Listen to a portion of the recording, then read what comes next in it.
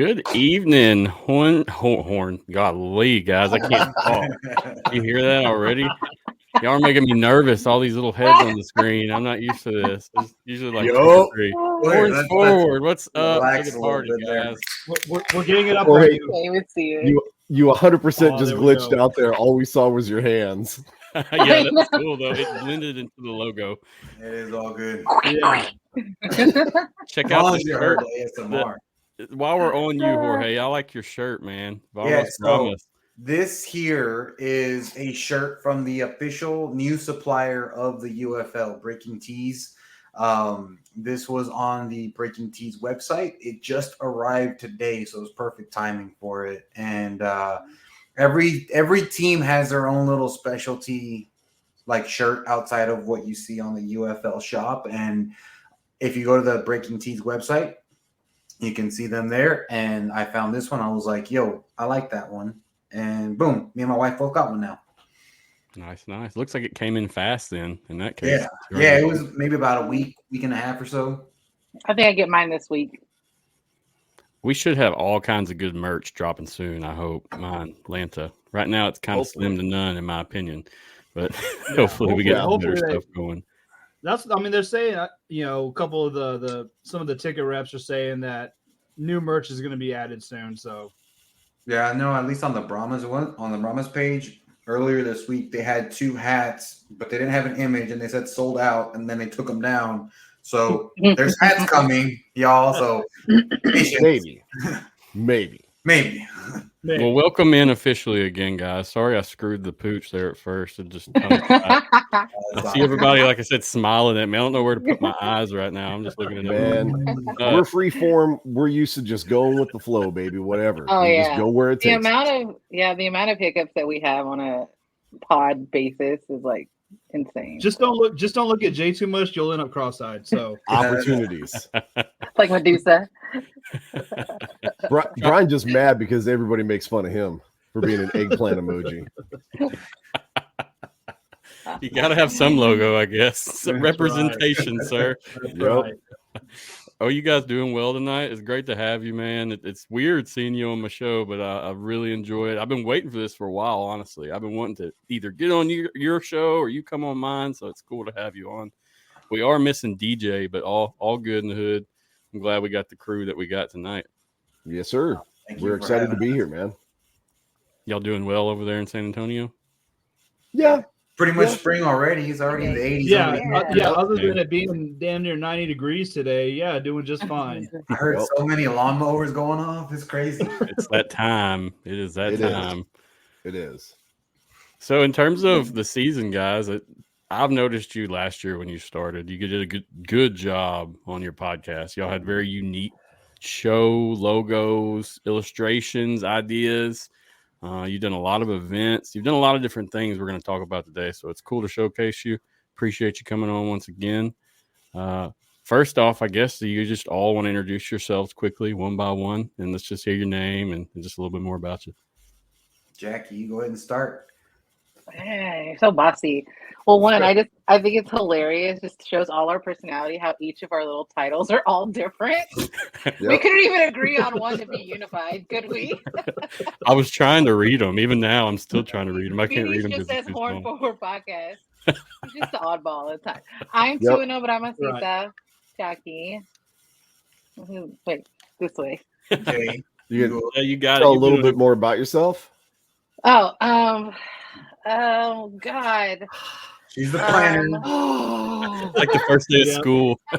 I've been initiated like community planner. 2 truths and 1 lie. 2 shoot. Okay. Oops. You can cuss. Just watch the F-bombs as well. Yeah. I tell people. Well, I don't know. Like if you're like YouTube, we don't want you to get banned on anything. I mean, YouTube, just like y'all, my YouTube's kind of lame. Facebook and Twitter is usually where my stuff comes from. YouTube, nice. It is what it is. So no worries. Let me see. What can I say? My second season now. I was never into semi-pro before. This is literally my first team. I only watched NFL. I never watched college. Nothing. Now it's like a whole different story, but still. This is my jam. Like I am fully in it. This year's gonna be different. Like I think our section's going to be rocking it this year. So I'm excited. So that's my spiel. I like it. Next. Jay. This guy,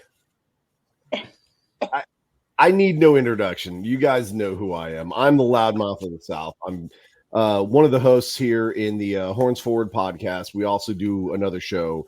You guys might be familiar with that one. I do that one with BD. Long time alternative football fan, right? My roots go all the way back to like the San Antonio Force and the San Antonio Riders and the Gunslingers. We've had, some kind of connection with football here in San Antonio for a long time. And what really kind of kicked it off for at least, me and BD anyways, we go back to the San Antonio Commanders days. And, we used to do kind of, live game reporting from that. And that's really what kind of started the podcast bug, if you will.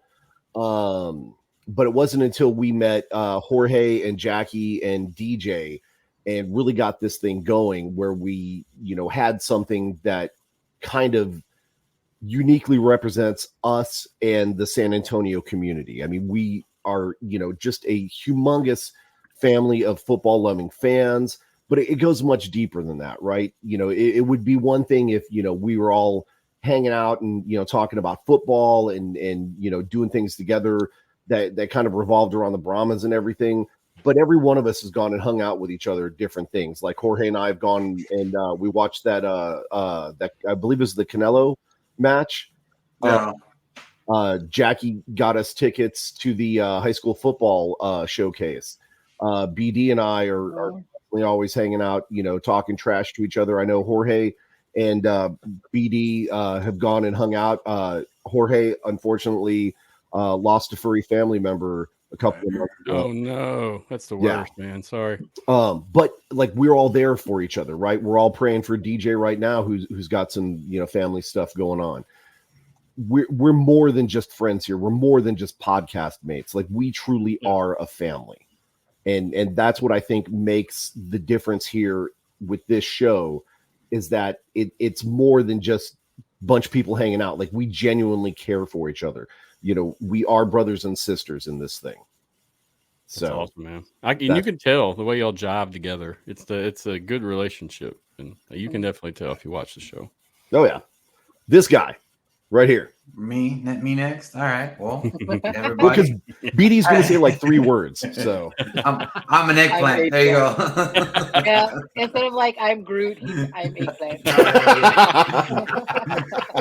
I like that. We're already. There you go, BD. Intro's done for you. That is really So I'm gonna make you a shirt like that.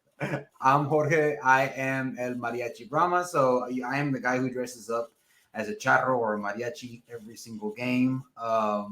And yeah, this whole podcast, like Jay was saying, it's incredible how much our relationships have evolved over a year, because over a year ago today, we had just come off of getting embarrassed by the Battlehawks with the overtime rules. But we still didn't really know each other. Like we knew of each other, but really didn't really know each other.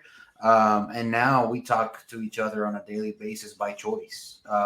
So that's it's like the mantra that we have for this year, for the tailgates, for fans coming to the Alamo Dome and all that, is we don't want it to be just coming to a football game or just getting back together. It's a family reunion at this point. And that's just not just us as a podcast, but us as the Brahmas community. We want it to feel like a family reunion this season. I like it, man. And your costume and everything. You're one that I noticed first last year, of course, because of all your action, man. You're all up in it.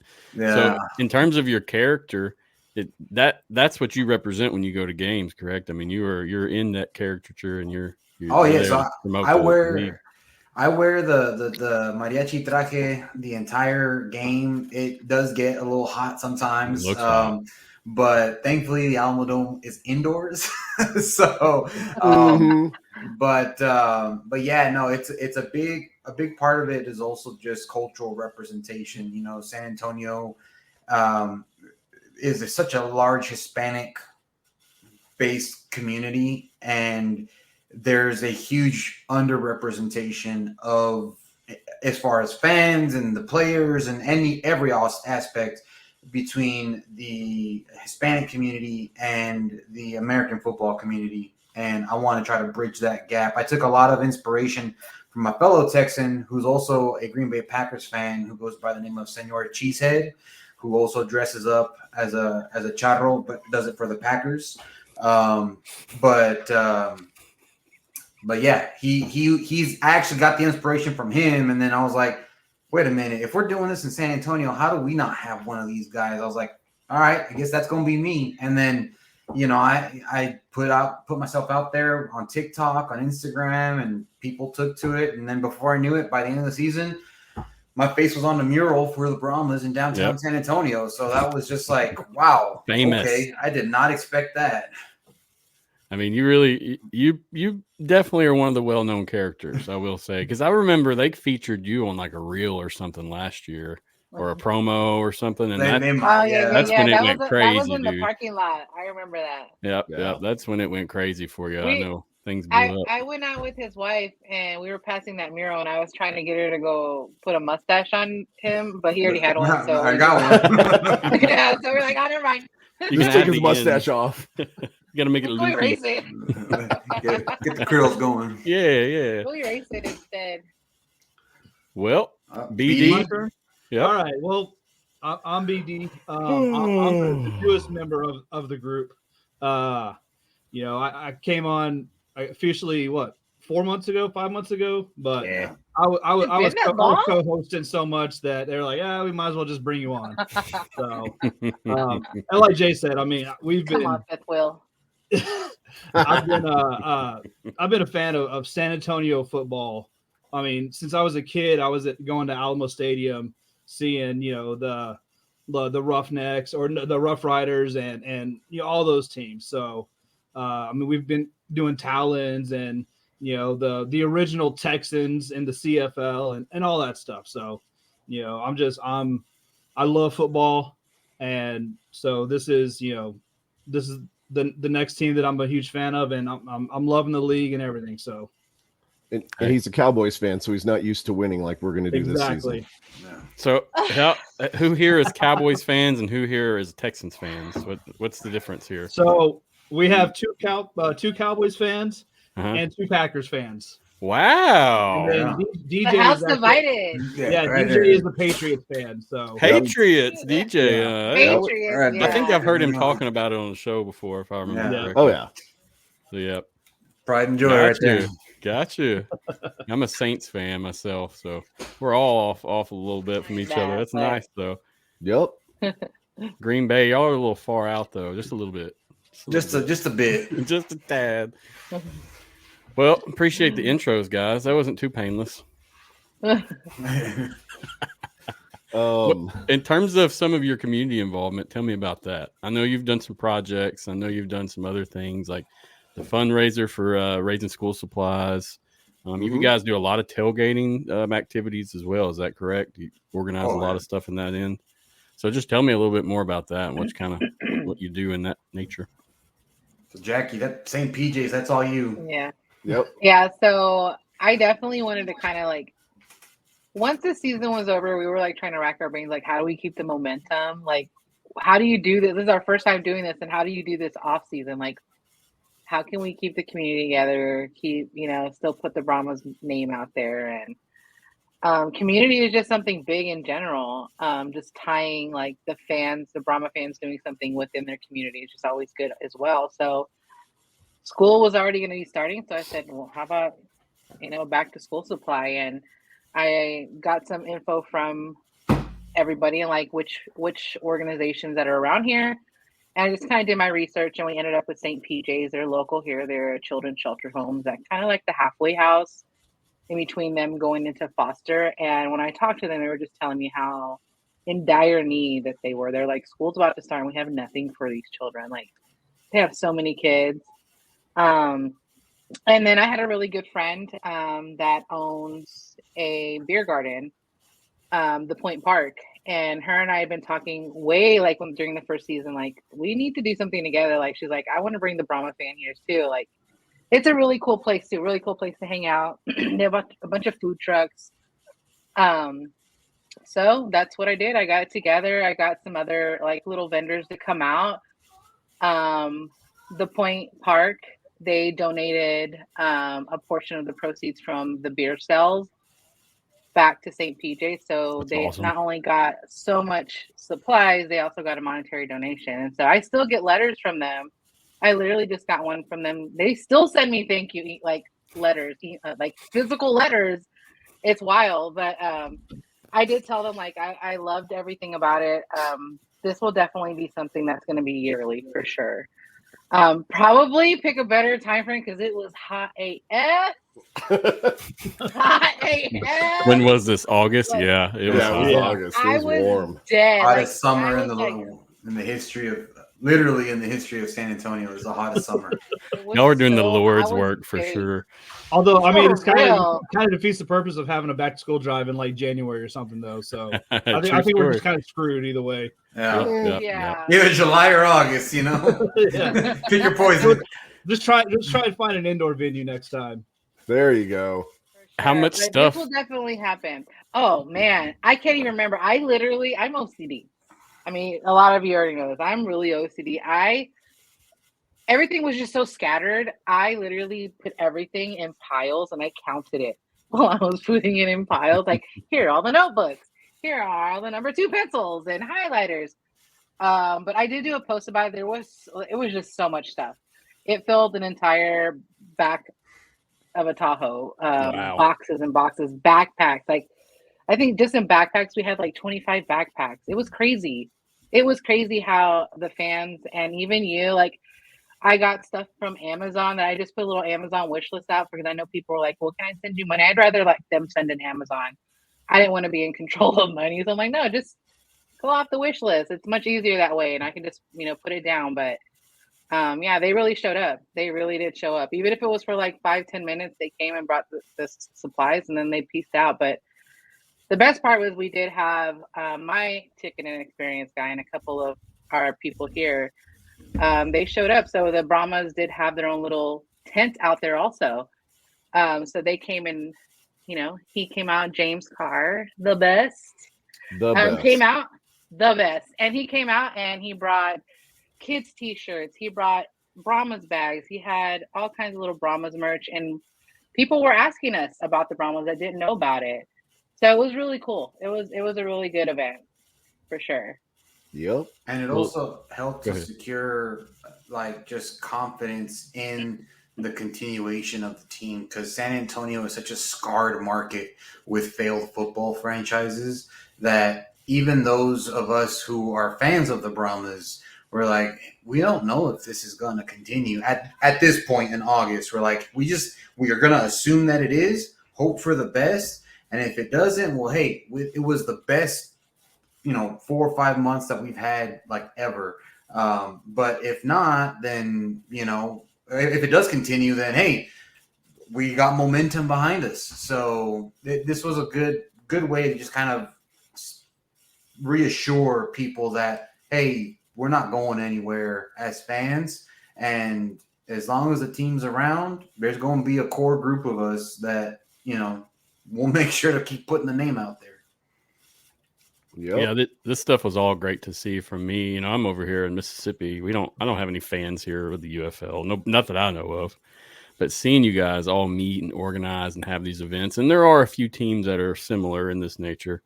But you guys really, I would say you represent that right here doing things like this. This isn't a get together to have drinks. This was a fundraiser to raise things for a good cause. So that's why I like it, man. It's really cool. That was just the bonus. I think, hanging out. Exactly. I also had like a 360 spin booth there. So we were, there was a lot of fun things. We had karaoke. We had a live musician that night also. So we had things planned around it. We had two but yeah. bozos taking their shirts off. I don't know what you're talking about, man. Shush.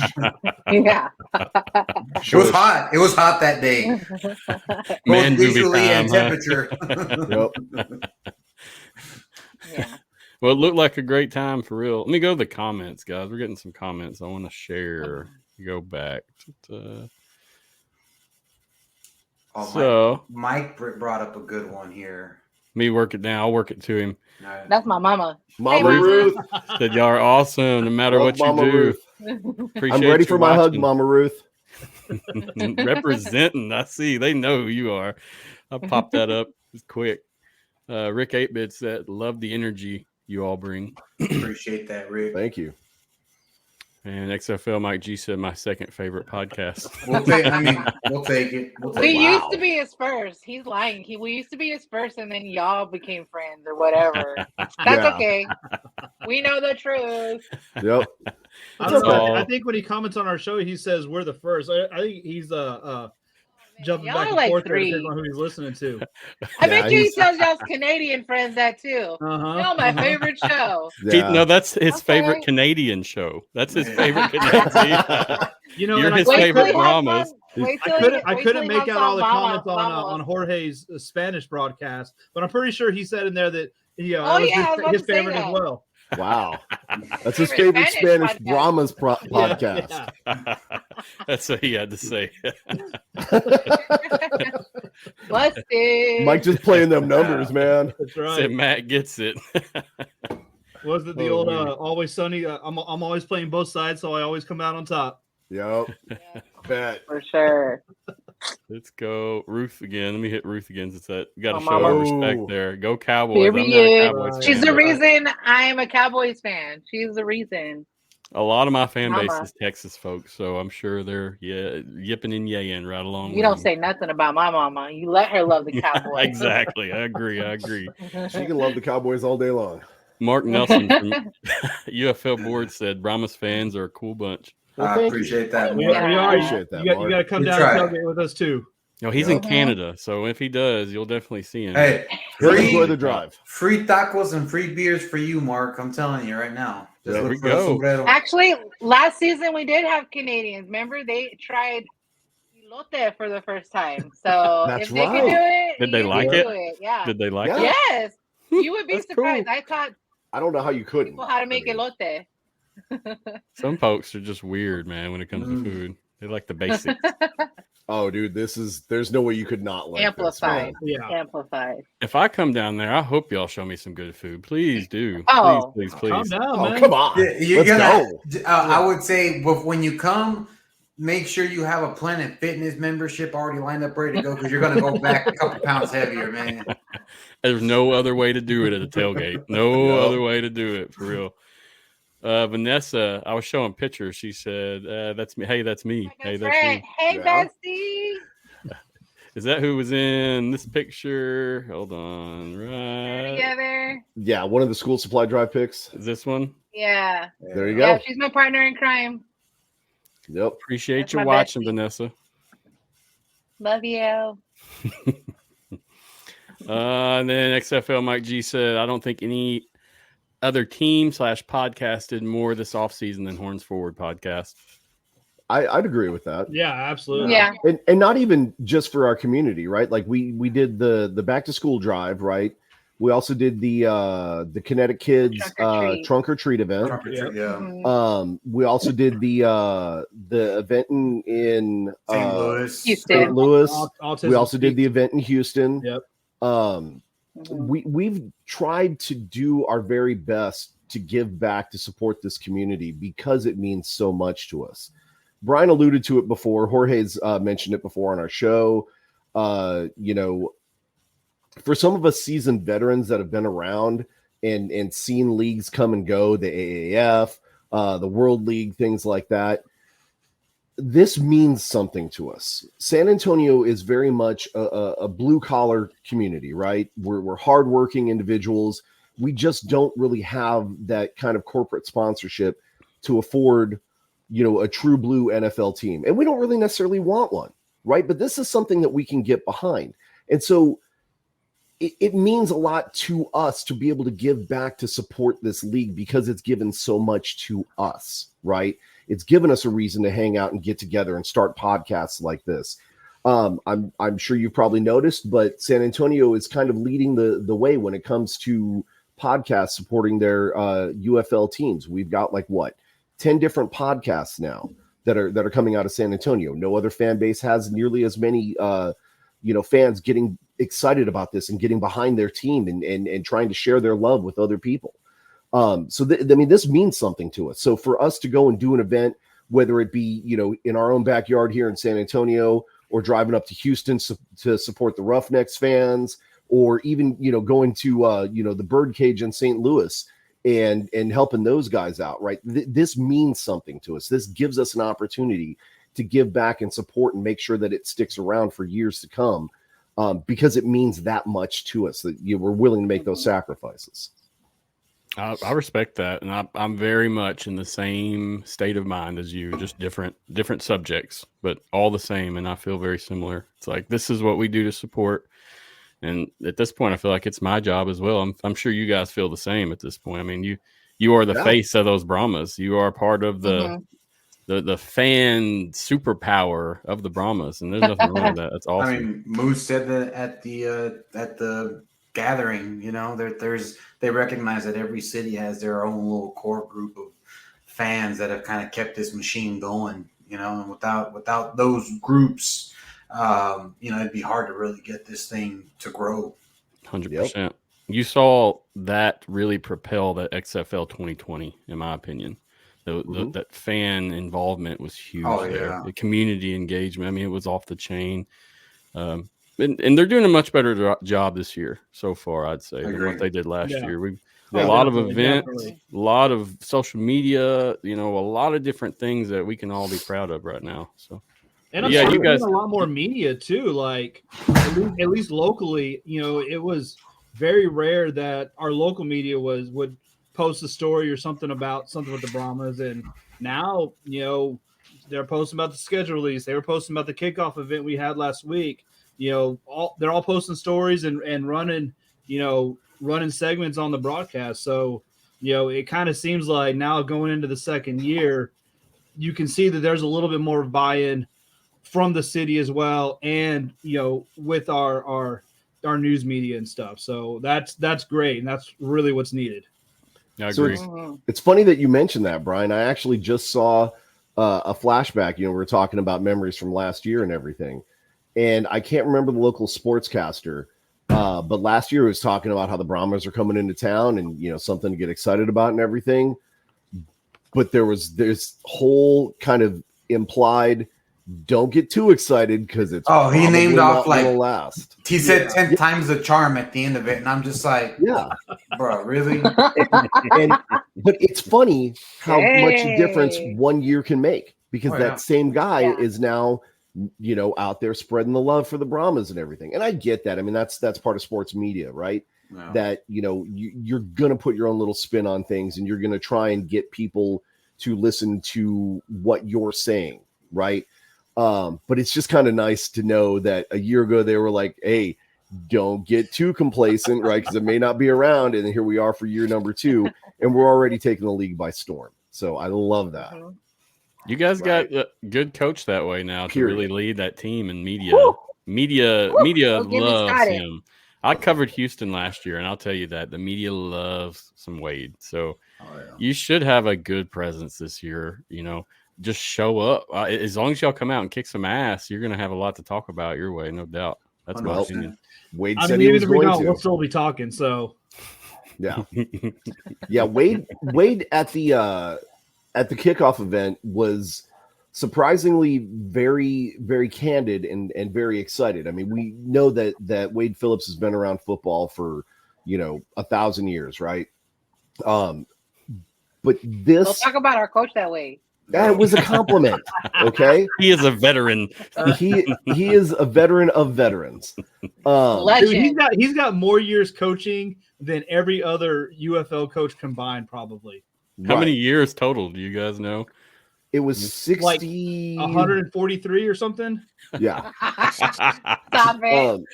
Truth be told, in professional careers, I think it was like 63 professional years coaching. And that's like dog years, versus human years, and yeah. You need to stop.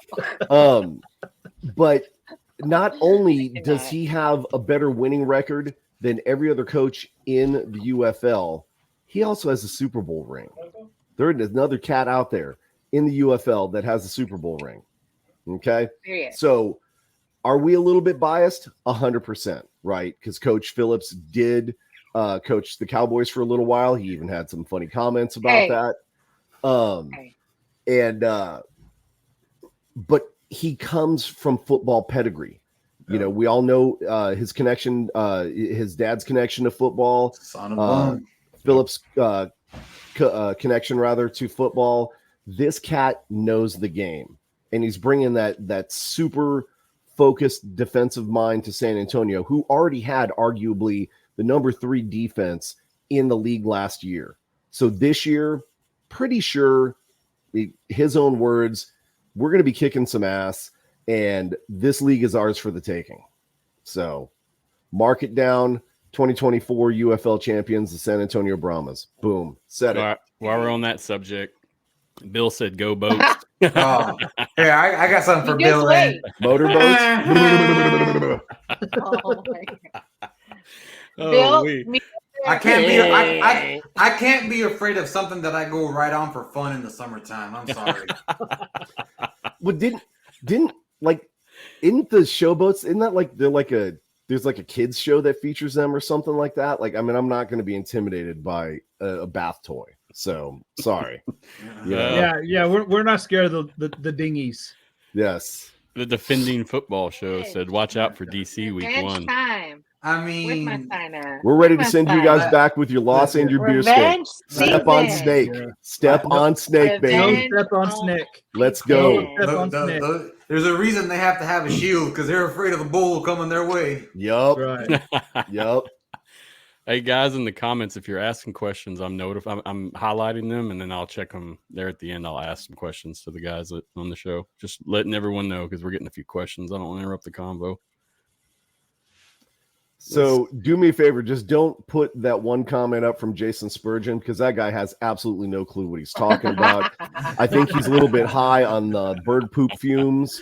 Don't even give him credit. Just ignore Hang him around for the the rest of chicken the coop a show. little too much. Y'all are crazy. At least you have fun. That's the good thing. Yep. That's what it's all about. Yep. So you're feeling pretty confident about the merger, I guess. You guys survived. You got your team. You ready to roll? I mean, pretty good right now amongst the Horns Forward crew. Good. I think we're ready for the games to start. You know, we had the kickoff event last week, and I mean, I wish we were tailgating and going to a game. Like I don't want to wait another month. I don't want to wait another month for this season to start. I'm ready to go. Yeah. I will say I did find it amusing that at our kickoff event, they specifically said in the instructions, do not tailgate San Antonio fans. And we still did anyways. Like, what are you going to do? No, we did not. We did not. We had a hydration session. We did not grill. Session. We had a group of friends hanging out in an empty parking spot, and because we were out there in the heat for 2 hours, we had some beverages to quench our thirst. There you go. Just say we tailgated. Nobody cares. They knew we were going to do it. The rules What are they specifically gonna do? said don't tailgate. We're not rule breakers. Come on now. Come on, Brian. All right, Brian, you know We're better than that. routers. Come on now. Oh my. Who's the one who got talked to by security? BD. Let's go. You? Y'all are gonna get in trouble over there. They're gonna ban you. Then what? You gotta They'll watch just from they'll home. just bring us right back. They They can't have a game without us, man. Oh, Dirty said you guys are gonna go 4-4 with Wade.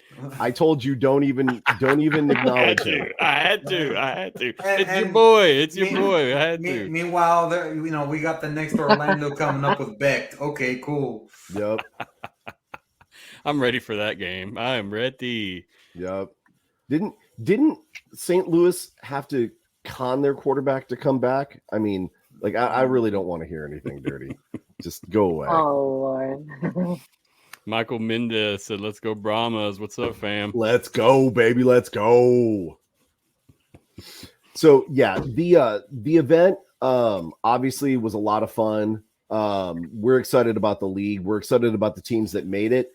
I'm glad to see that the UFL took the Houston Roughnecks fans into consideration and made the choice that they did. I do feel bad for, some of the Gamblers fans that maybe lost out on their team and some of the other stop. Some of the other fans like Vegas and Orlando and stuff, Seattle kind of losing their teams. But I have to be excited about the fact that, they've solidified the core. This should be, the money-making opportunity that they need to be able to see if this is viable or not, which I truly believe it will be. And then we can start talking about expansions from there. Once they figure out the finances and get it running like a well-oiled machine that it's supposed to, then they can start looking at growth opportunities elsewhere. Potentially maybe moving back up into the New York area, or maybe moving, further west, Salt Lake City. Jorge and Jackie and Brian and I have talked about that several times. Maybe even, if they can figure out the workman's comp rules, maybe San Diego gets a team, right? But for right now, the fact that they had to make the tough choices that they did, and this is what they came up with, shows their focus on trying to make this truly a viable spring league and making it stick around for a long time. And I'm excited for that. The only unfortunate thing I have to add to that is that we're still stuck with the Arlington Renegades. I wish they were gone. Oh, Lord. But we love our Bandito brothers. We do love our Banditos. They're fine, but their team ain't. Hey, Brian, what's that stadium that they play in Arlington? Oh, that's good old Cocktail Stadium right there. This is not. No, sir. No, I was. Sir. Funny story about the name of Choctaw Stadium. When I got there, I had no idea, right? So I'm like, oh, that's awesome. They named the stadium after a tribe. Like, that's really cool because it's not in use anymore. And then, no, come to find out it's named after a casino. And I'm like, yo, wait a minute. Like, and it's a casino in Oklahoma, mind you. Yep. I know where that's at, too. Like 200 miles north. And I'm just like, so this wasn't to honor a tribe. This was just a sponsorship from a casino. I'm like, that's a very Dallas thing to do. I'm not surprised. Yep. It's always about the money. Yep. Have a casino sponsor a stadium in a state where gambling's not allowed. Exactly. That's what we had a comment here. Gambling is banned in Houston. Rough them up. You gotta take the showboat to New Orleans if you want to go gamble. Truth. Hey, the defending football show said wide right. Yep. Yo, hey, but here's the thing: the defenders, based off of records, should not have even get that close. I'm just saying, when you're about to lose the game and it's you're 2 feet away from losing a game to arguably the second worst team in the league after losing to the worst team in the league, yo. Come on. Like I said, Shields are kind of not holding up pretty good there towards the end of the season. So any given Sunday, baby. Yeah, that's right. And then to go and get beat in the championship game by the team that was only there because that kick was wide right. Exactly. 100%. Oh, yeah. Defenders, so don't embarrass me because I'm cheering for y'all at the championship game. I got booed unanimously in the Alamo Dome when they showed me on the Jumbotron holding my anti-Renegade sign because, of course, everyone's cheering for the Renegades because they're a Texas team. I'm still not, right? And so I'm there, like, backing the Defenders fans. They're my homies. And then all of them just gave me crickets. And I'm like, yo, where y'all at? I'm helping y'all out, you know? If they were winning at the time, they would have been right there with you, sir. Oh, man. You know what? Jay and I we were sitting next to each other for the championship game, and dude, the Defenders fans sucked. Like, just unfortunately, they weren't cheering. It was they bad. Third down coming in, they weren't making noise. Like, we're standing up, we're cheering. I'm like, we're trying to get the rest of the crowd going. It was. I turned around. I was like, dude, you guys suck as fans. All right, y'all deserve to lose. I mean that. The Alamo Dome is much different than where they're used to playing at, in my opinion. Yeah, it is. Smaller, they're all closer. It's easy to be louder, but still, I mean, they traveled a long ways. They did. I give them, and I you know what? They are my second favorite fan base. I will tell them. They know how to party and have a good time. They just don't know how to cheer their football team on. Truth. Well, And again, right, in all fairness, I think they all pretty much expected that to be a solid win on their part, and were just flabbergasted when Bob Stoops actually won a game, right? Big game, Bob. Yeah. There's no way he wins playoff games, and he did. So I would have been pretty surprised myself.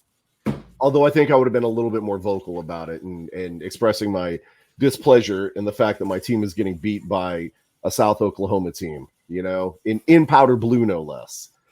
But that's okay. That's okay. This is a new season, right? Season, new league. Yep. Hashtag revenge season, because San Antonio's coming back. Everybody's on official notice, right? You new teams to our neighborhood, that's fine. Get comfortable. We'll come and deal with you soon. But St. Louis, DC, the Powder Blue Boys, and the Battle Chickens, you're all on notice, right? We're coming back. We're ready for you. Do you have nicknames for every team? Oh, yeah. We do. This is what we do, man. I love it. It's a step out from what I do. I kind of step on the outside and I walk around it. You guys are just in it. I love it. I love it.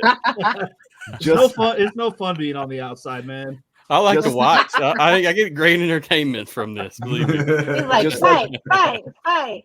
There you go. Cluck, cluck is the law. But just like the Brahma Bull that we represent, man, we just go head first, dude. We're not worried. We're not worried. Oh, yeah, Kenneth said cluck, cluck is the law. Yep. The KFC Battle Dome. Yeah, some deep fried battle chicken. Let's go. A little layer of dust over it. Yeah. Although I did hear that somebody was donating some Swiffers and some dust mops. They're going to try and clean that place up a little bit because the championship game is going to be there. So, dude, I'm going to buy stock in Swiffer then, because the amount of them they're going to need, that's true. Up. That's true. Did you guys make a game last year in St. Louis? Any of y'all? I did. How was it? Did you enjoy it? Once I got my Lysol wipes out and cleaned my chair down and everything, and I had my N74 mask on, whatever. There you go, N95. Because it was a little bit dusty, and I mean there were a lot of feathers and used dirty newspapers and stuff at the bottom of the cage. He thought there was a fireworks show at the beginning of the game. That was just everybody sitting down and disturbing all the dust going in the air. All the feathers and everything flying up. No, we actually we went to the St. Louis home opener against Arlington, and of course I cheered against Arlington because I mean, what else am I going to do? Their stadium is not bad, right? I mean, it's the same home that the Rams used to play in and everything like that. But it is a little bit weathered and outdated. I'm not going to lie, and the St. Louis fans will tell you the same thing, right? They've been playing on that turf for about 300 years. I think Lewis and Clark brought it with them originally. It's just a little bit old and tattered. Lewis and Clark were the explorers that in case anybody didn't know that. He's not giving us 3 lessons. Yeah. But it's a little bit the stadium's a little bit old and dated. It's like an older version of the Alamo Dome. And so I'm very excited hearing that they are going to be replacing the turf this year. I've heard that they've also done next year. I thought it was this year. Season, no, right? it's after the season. So it's in the summer. Yeah. Oh, well, good luck this year, but after the season. Yeah. But I've heard that they're going to be doing some major improvements there. LED lighting, things like that. St. Louis itself is not a bad place, right? A lot of fun can be had, especially for us, touring football fans. There's a lot of cool stuff that can be done in St. Louis while we're waiting for the game and stuff like that. So I am excited that the championship game will be being played in St. Louis, and their facilities, while maybe not as modern and spacious as San Antonio's, is still a viable product, right? It's going to be some good football on TV, so it should be a good time for everybody. Have they announced that officially? Has that been announced officially? I don't think officially, but I think it'll happen. Most likely, it should. But yeah. We'll see. You know how it goes with the UFL stuff. Until that official word hits the ground, True. Things be a changing all the time. Don't be spreading no rumors. The one thing that I think that, apart from that, okay, it was already in San Antonio, so we don't want to do it there again. But they're the only other ones with a dome. So rain or shine, like they can have the game. Whereas at the other stadiums, if there's a thunderstorm and it floods and you have your championship game, people aren't going to want to show up, Yeah, summertime, It's going to be hot everywhere at this point. So exactly. Really and having a June game outside in Houston, no thanks. Nope, I'm good. I'll pass. Last year when I went to the championship, I was sweating just walking into the stadium. And that was nice weather for us. It was nice and overcast and cool. Yeah. That I didn't realize where I was going, so I got dropped off on the opposite side. Oh no! Yeah, and you had to go over the bridge and come back around and do all that good stuff. Yeah, guys. I'm glad you're excited for the season, Jay. I am too. I've been to St. Louis for a game back during 2020. I went to 2 or 3 different games, and man, it was a good time. It was packed to the house. But I will say, like bathrooms and such, it was tight.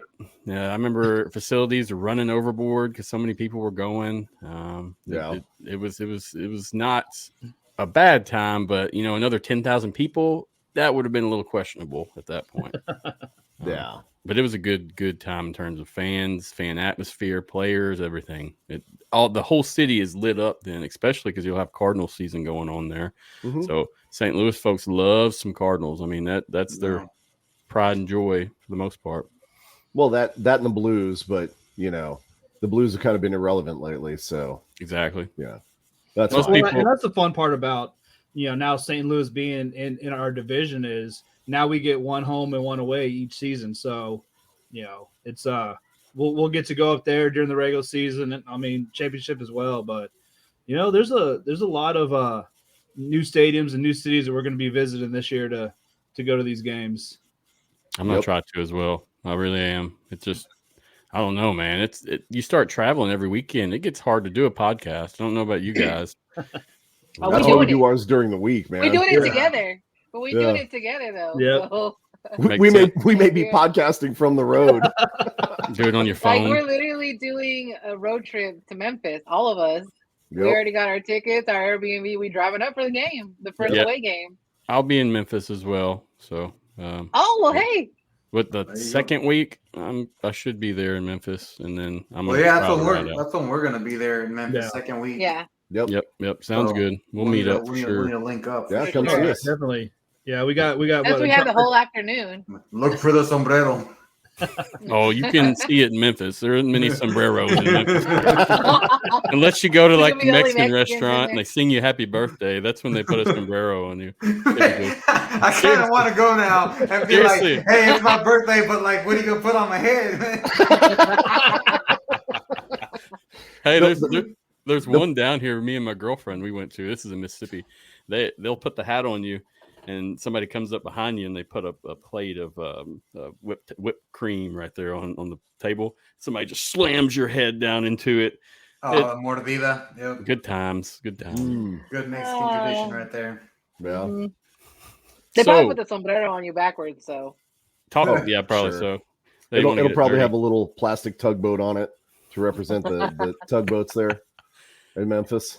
Since we're talking about Spanish, guys, tell me about the new Spanish-speaking show you got, Vamos Brahmas Podcast. Oh, yeah. So, the shirt is just a coincidence. I was wondering, man. Yeah. I was like, are you featured now? Yeah. So, that like, we named the broadcast because with the podcast, we didn't know what to call it, but I was like, I don't know, Vamos Brahmas. Like, why not? And then I saw the shirt and I was like, hey, that's a coincidence. All right. I know they had been using it as a hashtag or whatever, but it really is a podcast that is, it's 100% in Spanish. It is geared towards the Hispanic Latin American community because one of the things that we have that, other fan bases, I don't think they can say this, but we do have people that cross the border on a weekly basis to come to Brahmas games. And my co-host is one of those people who comes all the way from Piedras Negras, Mexico, crosses the border, drives 2 hours into San Antonio, and we're really trying to reach not just the Spanish language community in San Antonio and throughout South Texas, but we're also trying to extend our reach into northern Mexico as far down as Monterrey. I mean, Monterrey itself, I mean, it's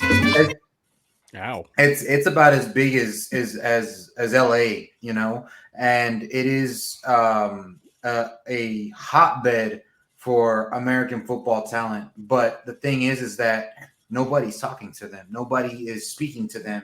And we want to get it to a point to where, and, you know, we started in this very grassroots, very, you know, just we're putting the show out there, and we want it to get to the point where we have so many fans that come from Mexico and from the Spanish speaking community that they feel welcomed in the Alamo Dome, that the NFL comes knocking on the UFL's door and says, hey, like, how did you guys do that? 'Cause I know they're trying to get the reach down there, but you know, other than the Cowboys and the 49ers, they really haven't had much success, but they also don't really do the outreach in the way that resonates with the community. And when you have your own people doing it, you know, it makes a difference. As you can tell, you know, I love my Brahma's beer, and every show, you know, I'm always drinking one, but it's really what it's all about, is just reaching out to another audience, to a Spanish language audience that,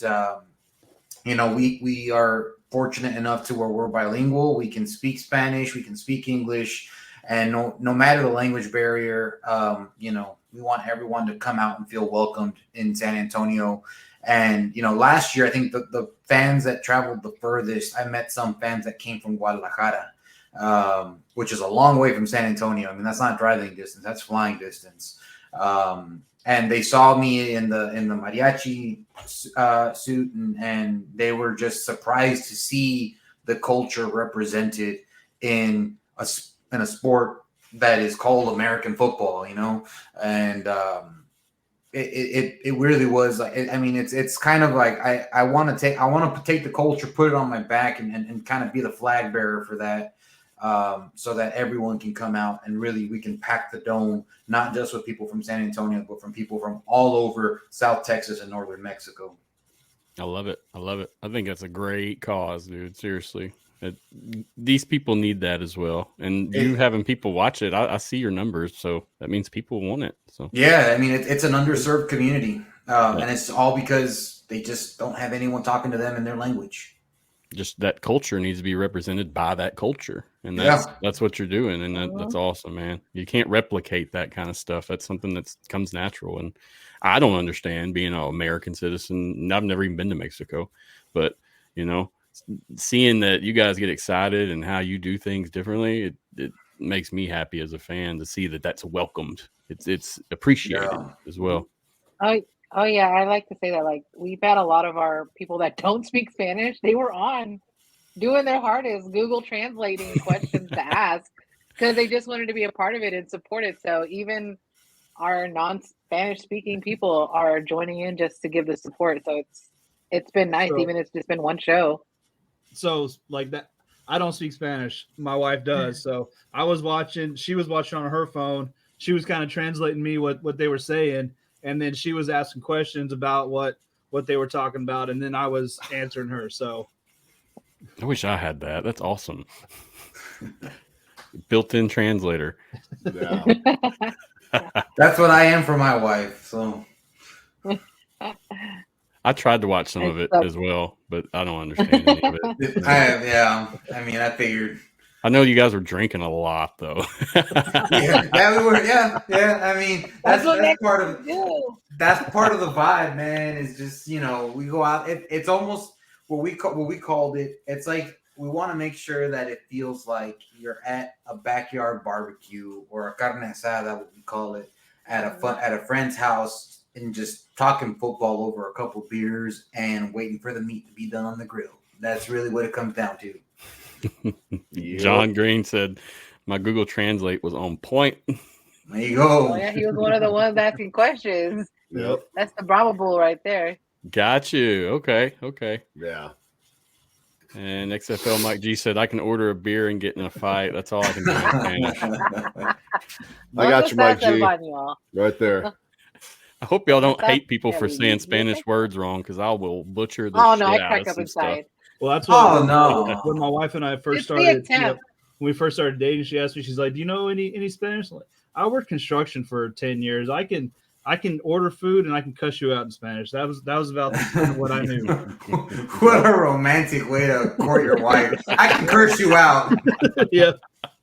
Well, if you knew his wife, I mean, it's not that much of a stretch. So She taught me some new ones, though, yeah. We She's have a tough bad as hell, habit in our man. chat is like throwing in like Spanish words, so we'll purposely make sure, because there's a few, like especially DJ, like, what does that mean? So we have to teach him those Spanish things, like, or put just a little, this is what it means, because we know he's gonna ask. So Hey, that's a good way to learn right there. Seriously. oh yeah, he's trying. He's been trying his little Spanish, busting it out every once in a while. I feel like if you're going to learn it, it's that situation right there that's going to help you out. Everybody around you is kind of helping you prop you up. There you go. Yeah. Immersion makes a big difference when you're trying to learn a language, man. So knowing that you've got people surrounding you to help you out and, teach you different ways to say things and understand it, it makes a huge, huge difference. Oh, no doubt. I don't know personally, but I respect for y'all that do it. Seriously. So I added you guys. You guys are now partnered up with AFN. So congratulations. Welcome in another show from you guys. I added you to the site. Good to go. I'll be updating that when I can. I'll tell you, like I told Jackie, if you guys can make a playlist, it'll be awesome.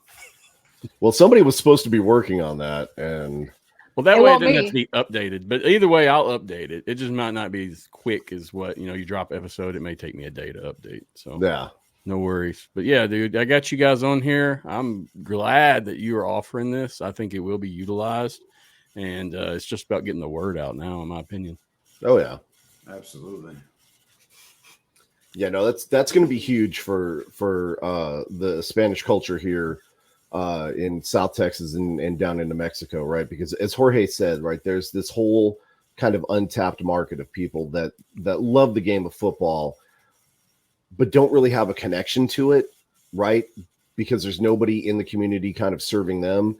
And so the Brahmas podcast is a wonderful way for these folks to find something to connect with this. And like Jorge said, right, that whole kind of backyard feel, you're just hanging out, having a beer, talking football with your buddies, right? This is going to draw in so many people, and it's going to make a huge difference for our fan base and potentially even others, right? As the UFL expands potentially, if we push, further kind of southwest, there may be other opportunities out there. Because there are other, towns, south of the border that, would probably travel north to come watch a football game. Probably not to, Vegas necessarily, but, maybe somewhere in New Mexico or Arizona or something like that. Right. So, the potential here is huge. And so it really is cool that Jorge and Tavo, I believe. Yeah, are really kind of jumping on that and tapping into that now, because there are going to be humongous eyes on the UFL watching these guys and seeing how they try and build that fan base. And I think Jackie has something because she's doing the J, she's doing the SAJ finger. Yep, it's my turn, sir. No, I do want to give a shout out to our Brahma social media team, because they are doing their hardest and their best at incorporating the Spanish in. So I really obviously with the shirt. I just appreciate that they're even attempting and trying to incorporate that, because we didn't have that last season at all, and they definitely know the market they're missing out on. So we're doing what we can. I mean, the schedule job with the Loteria, that was really cool. 100% what I was going to say. Cultural significance. Point. It was so different. Yes. And then even bringing out like our schedule with the different Loteria cards was on point. That's what's going to get the buy-in, man. That's what's going to get new fan buy-in and then keep you guys engaged and excited. So I love it as well. It's like they're actually trying. That's what I love. Yes. And one of the things that Havo and I touched on in the podcast is that one of the things that drew him in to want to keep coming back was that he's like, compare it to like an NFL game. It's like if you can go to a Dallas Cowboys game or a Houston Texans game or whatever team you like.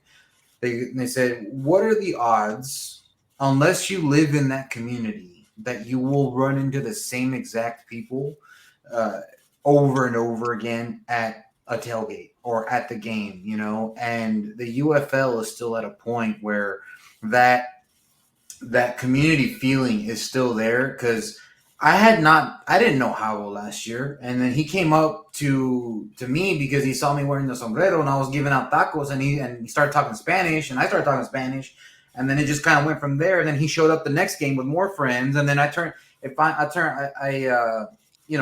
where he lives is where my family tree starts. And so I found out that his wife's maiden name is the same as mine. And I was like, oh, we might be related somehow. And then so little small world, I'm just like, yeah, dude, I don't know you, but you probably married a distant cousin of mine. Just letting you know that. So, That's awesome. I mean, that's just how it is. But the fact that he was able to come back and still find the same core group of people that he knew were gonna be there, and we're there week after week, and it's just like, that's what helps build the community. Even though he was traveling 2 hours and crossing a border, as with other people, like they knew there was going to be people there. And same thing with even players' families. Like I'll mention our kicker Parker Romo. His parents came to every game, and by the middle of the season, they knew, look for the sombrero because he's gonna be there and give us food and beer. And so I was able to make really good relationship with them, and it just, the level of access, and I hope that this continues with the UFL, is that we have the same level of access to the players and just like that bond with them. Because I feel like you go to a bigger, like the NFL, for example, and like if you get close enough to smell their fart, you're going to get tackled and arrested by security, like quite different. Not the fart. Like, No, thank you. Like, Yeah, I think we're gonna pass on that one. no, I'm just saying, if you get close enough and you can smell it, you're going to jail. As well, I mean, some of those That's guys not are big appealing enough. to You me. could probably do that quite easily, depending. Probably crap dusty. That's a whole different kind of S talking than what was mentioned earlier. Yes. When I went to the Saints games, Oh, that as media, and I was around the players freely, no security. You're not a fan at that point. It was quite different. I will say quite different. Even from the UFL experience, it still was business at that point. Whereas a lot of the UFL stuff, as media, you can walk in after the game and have a whole conversation with a guy like we're talking right now. So Yeah. very, very good that's close and easy to access for even the fans and people that aren't waiting, background in the background, waiting for whatever interview possible. Hey, we got a comment from Enoch. He said, Dak doesn't mean QB in Spanish. Jorge told me. That's that true. Mohawk one. That's absolutely correct. And then he said, Parker Romo is Michael Peters and Brahma Babe's favorite player from last year. I don't know Dude, about that. Jorge's the founder of the Parker Romo fan club. As a Packers fan, I own a Parker Romo Lions jersey, even though he didn't make the team. I have a Parker Romo jersey for the Lions in my closet, and I was willing to bend my fandom for that, or not even fandom, ownership, because I'm an owner in the Green Bay Packers. Gotcha. I An don't know, you owner. might He's need to check official. that after buying a Lions jersey. They might have revoked it. Yeah. I have my share also, and I didn't buy a Parker Romo jersey because we just don't, I get Jorge's love for Parker Romo, but I'm not buying an opponent's jersey. I'm sorry. Like, I hate Detroit so much, I would never buy I don't care who it is. I'm not doing it. Ballhawk one said Packers only cut cheese. And that's where you get tackled and arrested in the NFL. You know, that's what I'm saying. I was just talking about that. I love it. I love it. So in terms of your show and you guys in general, I mean, that about wraps up getting to know you. But do you guys have any plans this season or anything unique coming up that you plan on doing with your show or community engagement in general? Oh yeah, I love it. So you want me to? I guess I'll take it since I started. You could drop a couple of hints. Do what you do. So step Drop some one. nuggets. So we are definitely looking for or trying to secure some tailgating sponsors to make our tailgates like a real big party. You know, a real big community gathering event. So that's in the works right now. It may be difficult the first game only because it's Easter Sunday and we understand, you know, people got religious commitments that day. So that's, you know, different thing. But outside of that, all the other games minus the Mother's Day game, that's an away game anyway. You know, they're all free and clear. And so we want to make it big. We like Jackie had mentioned earlier, we are, as a podcast, going to be going to Memphis and driving up there and attending that game in person. And really, I think most of us are going to be attending both home and away games, every single game. I know I'm going to have to miss one because I'm going to be on a dumb boat with Mickey Mouse, but you know, it is what I apologize to my friends. We're going to bring a cutout. We already told you we're going to bring him a cutout. Yeah. He's I love going to be it. there in spirit.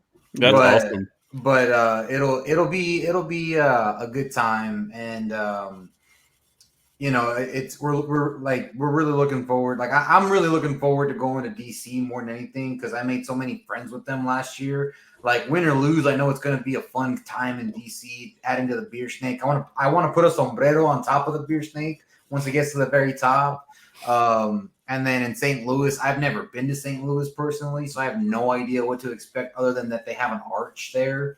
The only other arches I've seen are McDonald's. So. Yeah, they never finished the other part of the arch, right? There's supposed to be the golden arches. But yeah, I am looking forward to experiencing what it's like to be at a St. Louis game as an away fan for my team. And representing there.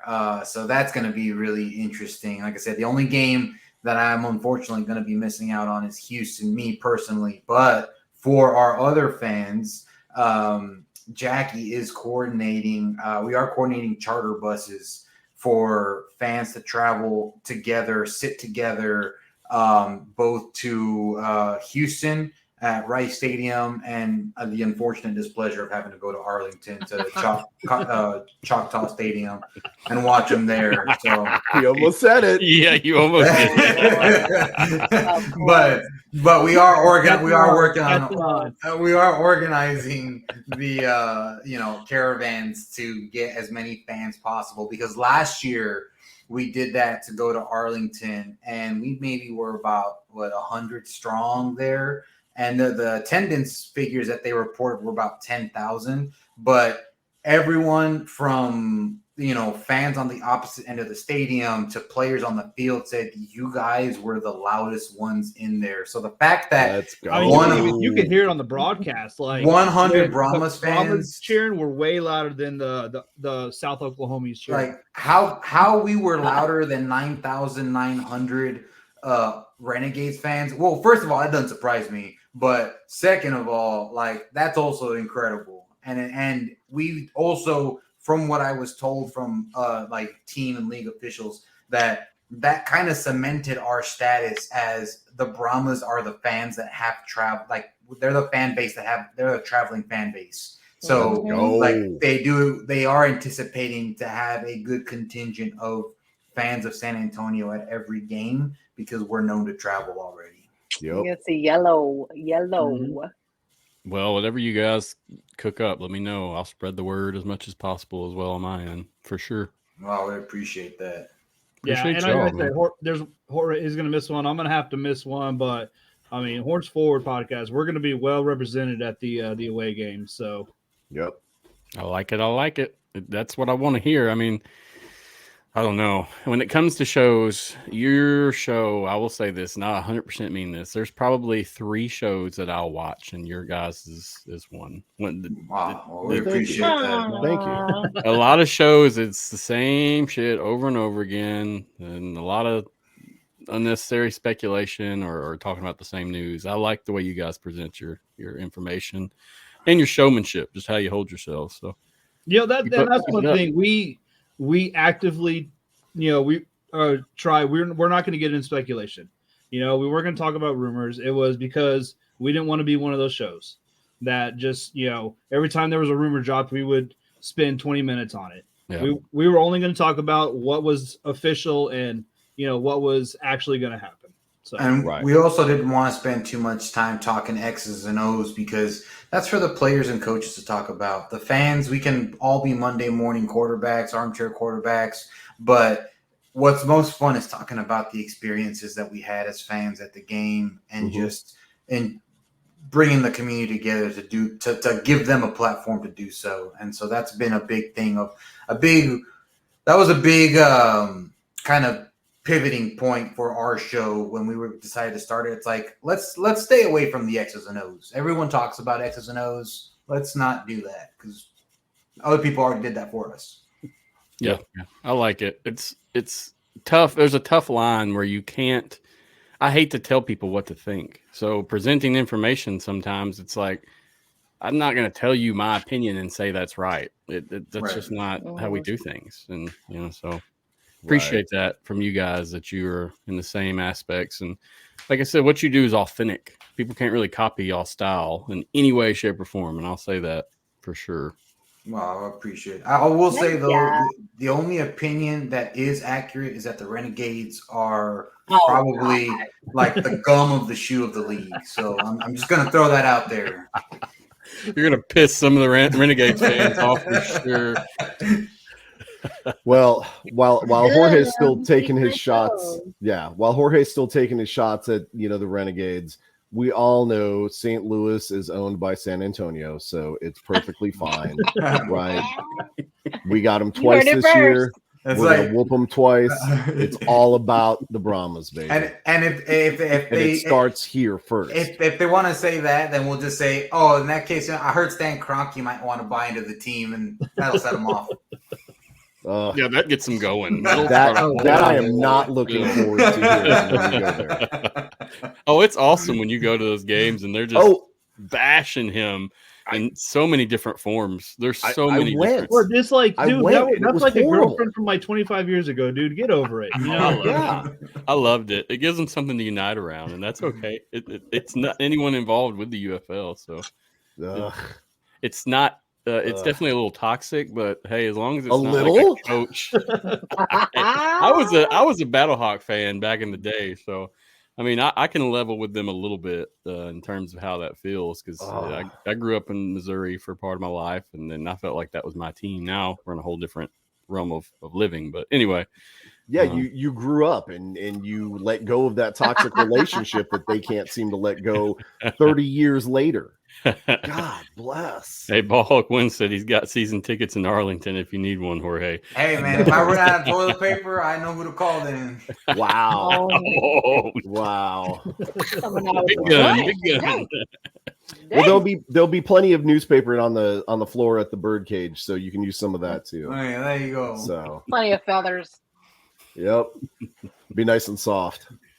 Let's talk about some UFL stuff before we go, if that's cool. Yeah. Sure. So you guys went to what was your event called? Was it called a town hall? Just a fan fest.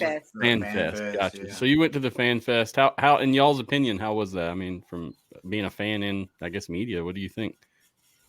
Oh, it was a blast. I mean, it got me hyped up for the season. That's what, like I was saying earlier, I was ready to go. I was ready for it to start. Yeah. And I will say the pictures that are out on social media are very misleading as far as attendance goes, because you look at what they put and you can't capture the thing is we had the entire field surface of the Alamo Dome to fill, which you can't really do, unless you had, a concert going on. But I think the count was about it was over 1,000 that people that attended. Mm-hmm. I think it was close to about 1,200 people that attended. But the pictures don't do it justice. So I mean, it was a big success. There was a lot of excitement from the kids all the way to the adults. Even we had a couple of players that were local to San Antonio that are on the Brahmas roster currently that were in attendance. So we had some players there. You know, it was just a great way. And like for me, for my son, I spoiled him because I can't even take him to a high school football game in Texas without him complaining like, this isn't the Alamo Dome. Okay. And so, cause he did that to me last year, and I was like, I'm sorry, son. Like, and so he keeps asking me, like, every time we drive by it, like, Dad, when we're going back to go watch, he calls the Brahmas Horns Forward. So he's like, when are we gonna go watch Horns Forward? When are we gonna go watch Horns Forward? And when my wife took him, because they showed up a little bit after, that was the first time he wore a new Brahmas shirt that I had got him. That was long sleeves, a little chilly that day. And he didn't want to take it off. He was super excited he was wearing it. He was running all around the Alamo Dome. And he had another thing that he had to go to, but he did not want to leave because he was so happy being in that environment. Like, that's what I'm saying. Like, he's 4 years old. And from that age all the way to the adults, the excitement was just, you could feel it just being in there. It looked like one of the most successful events they had in terms of people coming, but who knows, you know, from pictures, you can't really make too good of assumptions. They didn't release numbers. So I'm glad you brought that up because that's something that BD and I talked about a little while ago. The social media is very misleading, right? Nobody's really talking about the numbers, and then the pictures, such as like Houston's event, you can kind of guess based on the pictures that they showed. They probably had about 150, 200 people there, all season ticket holders. It was not open to the public. There was only very limited invite of people that could be there, right? Our event was open to the public. It wasn't just season ticket holders. It was open to everybody. And obviously we had, really good numbers. Our social media pictures, like Jorge said, do not do it justice. But for example, Michigan had their event and they had 12 pictures essentially of the mascot and of the coaching team. Yeah. Five of them were of the mascot and like one fan next to him. So I haven't seen too many pictures from that either. Right. They showed none of the fans there. And I know there had to have been fans there. So the way they're kind of spinning that is a little bit misleading. I think our event was very well represented, but I think some of the other events were very well represented as well. And like St. Louis, to my knowledge, still hasn't had their event yet. Arlington will be having theirs this week, which is again only open to season ticket holders. So of course they shut out the public in Arlington. Well, I mean, 'cause nobody's going to show up anyways. But so horrible. We are. We're a little bit horrible. Let's go. Good Lord. But as far as that aspect, see what I got to deal with. Yeah, we're always just bagging on somebody. But it's hard to ascertain what kind of traction that some of these other places are getting, because again, they're not really showing all the information like they did for our event, for example.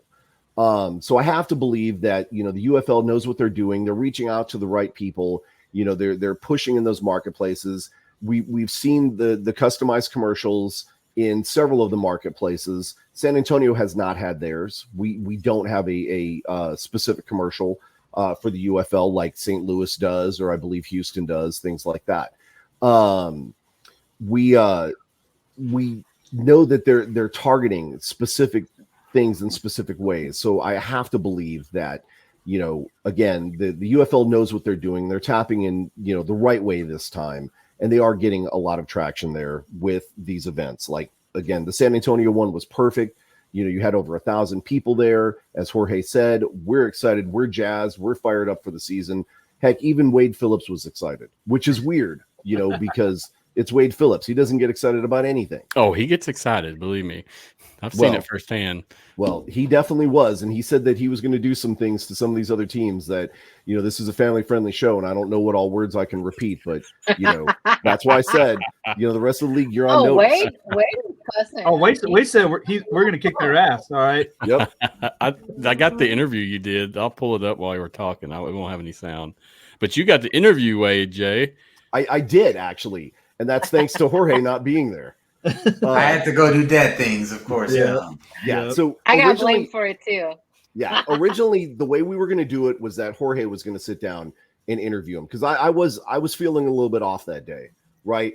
And then Jorge had to jump. He had to go do some, family things, and we fully support that, right? Family is always going to come first. Yes, sir. And so Jackie turns to me and she's like, "All right, Jay, you're up." And I was like, "I'm up? What? No, I'm standing up. Yeah, I'm fine. Like, I haven't fallen over yet or anything." Here's the questions. Yeah, and so she 100% put me on the spot. And now keep in mind, here's the part that you need to know, right? That all the viewers need to know also. BD and I are notorious for being the trash talkers of the team, right? So made it even more funnier. We showed absolutely no love and no mercy to Wade Phillips when he came out and was representing the Houston Roughnecks. We gave it to him both barrels. And then here I am a year later, sitting down less than 3 feet from him, and I've got to interview him and pretend like we're super excited that he's here as our head coach. Now, I will say we actually are truly excited that he's our head coach because, again, football pedigree. I mean, this guy knows what he's doing. And no offense to what's his name? Hines Ward or Joey Porter or any of that, any of the staff that Hines Ward brought along. But this is a coach's coach. This is a professional.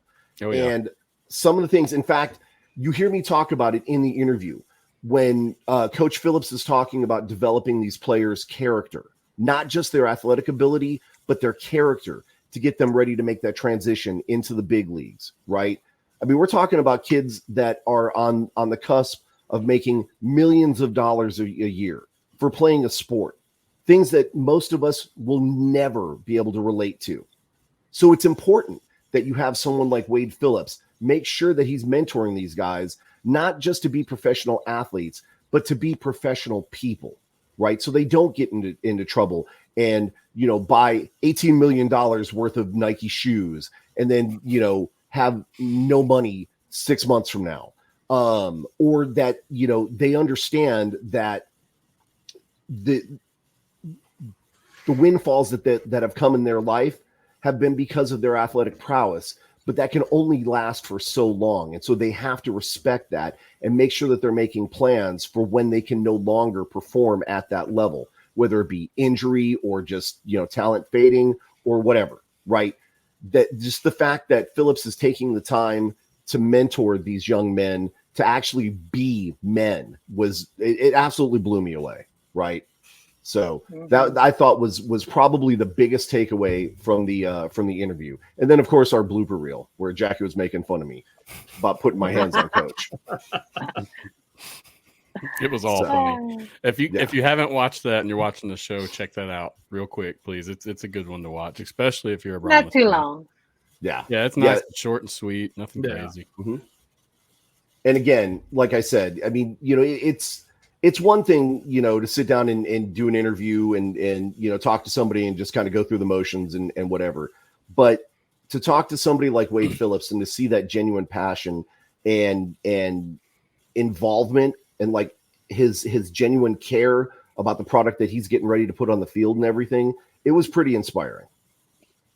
Yeah, I mean, he definitely gets the buy-in from his players because of that. You can tell he really cares. And you'll see that as the season unfolds. You'll see him after press conferences, how he holds himself, whether it be a win or a loss. Very humble, respectable man, Coach Phillips, no doubt. Yep. That's one of my favorite things about him. I mean, he is who he is, and that's it. It is great things. We miss men like that in society. We really need more because they really make a huge difference in the youth and people that are troubled and everything. So I think you guys, you're sitting pretty over there, in my opinion. Yeah. Well, and pretty much every one of us here can talk about the importance of, a mentor in our lives in some way, shape, or form through youth sports, right? Whether it be, Jorge, played all the way up through college and even, you know, I'm going to reveal some of his secrets. He did play some arena ball, right? Well, I almost did until the league folded. Well, okay. But the point is, like, every one of us can speak to that. And I think it's extremely important, especially for these young men, like some of the guys that we met at the combine and stuff like that, for them to be able to have that influential person, that mentor in their life to help them make that transition, whether it be from, you know, arena ball to UFL, or maybe to, like, you know, over to the CFL or something. And eventually, you know, hopefully to the NFL where everybody wants to be, right? But some kind of mentor along the way, coaching them from, you know, when they're high school ball players, and teaching them the importance of, you know, community involvement and being a good person and, you know, being a team player and, you know, doing things that are bigger than themselves, and then coaching that up into college and preparing these, you know, young men to be actual men, right? Like, young men and women need that kind of mentorship in their lives. If, you know, if we're going to truly, you know, be a society that, you know, kind of grows together and cares together, and you'll have to excuse my co-host who just jumped up on my lap here. But, you know, if we're going to make that difference in society, we need people like Wade Phillips to be reaching out to these young men and women at a very young and influential age to make them the best that they possibly can be. So again, blown away that Wade Phillips cares that much to help try and grow true men of society here. Agreed.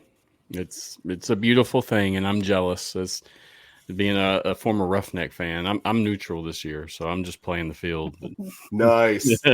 After they took away the guts of my team, I'm just gonna hang out and enjoy everybody else's fandom and go UFL.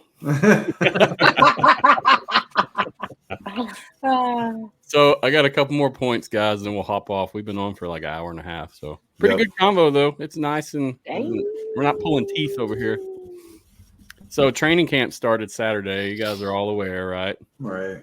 What are you thinking so far? Mostly, I see from the social media aspect, we're getting a lot of good content coming out of training camp already, and nothing's really going on. They're just getting fitted, and, you know, it's just onboarding. Yep, that's all the pre-step. Not even training yet.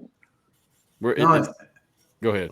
I was say I think one of the big things that I'm really impressed with is that they're coming up with original content. They're coming out with UFL content. They're not having to rely on, hey, what is Destroying doing today? What is Destroying having for lunch today? You know, this is like, no, this is a team.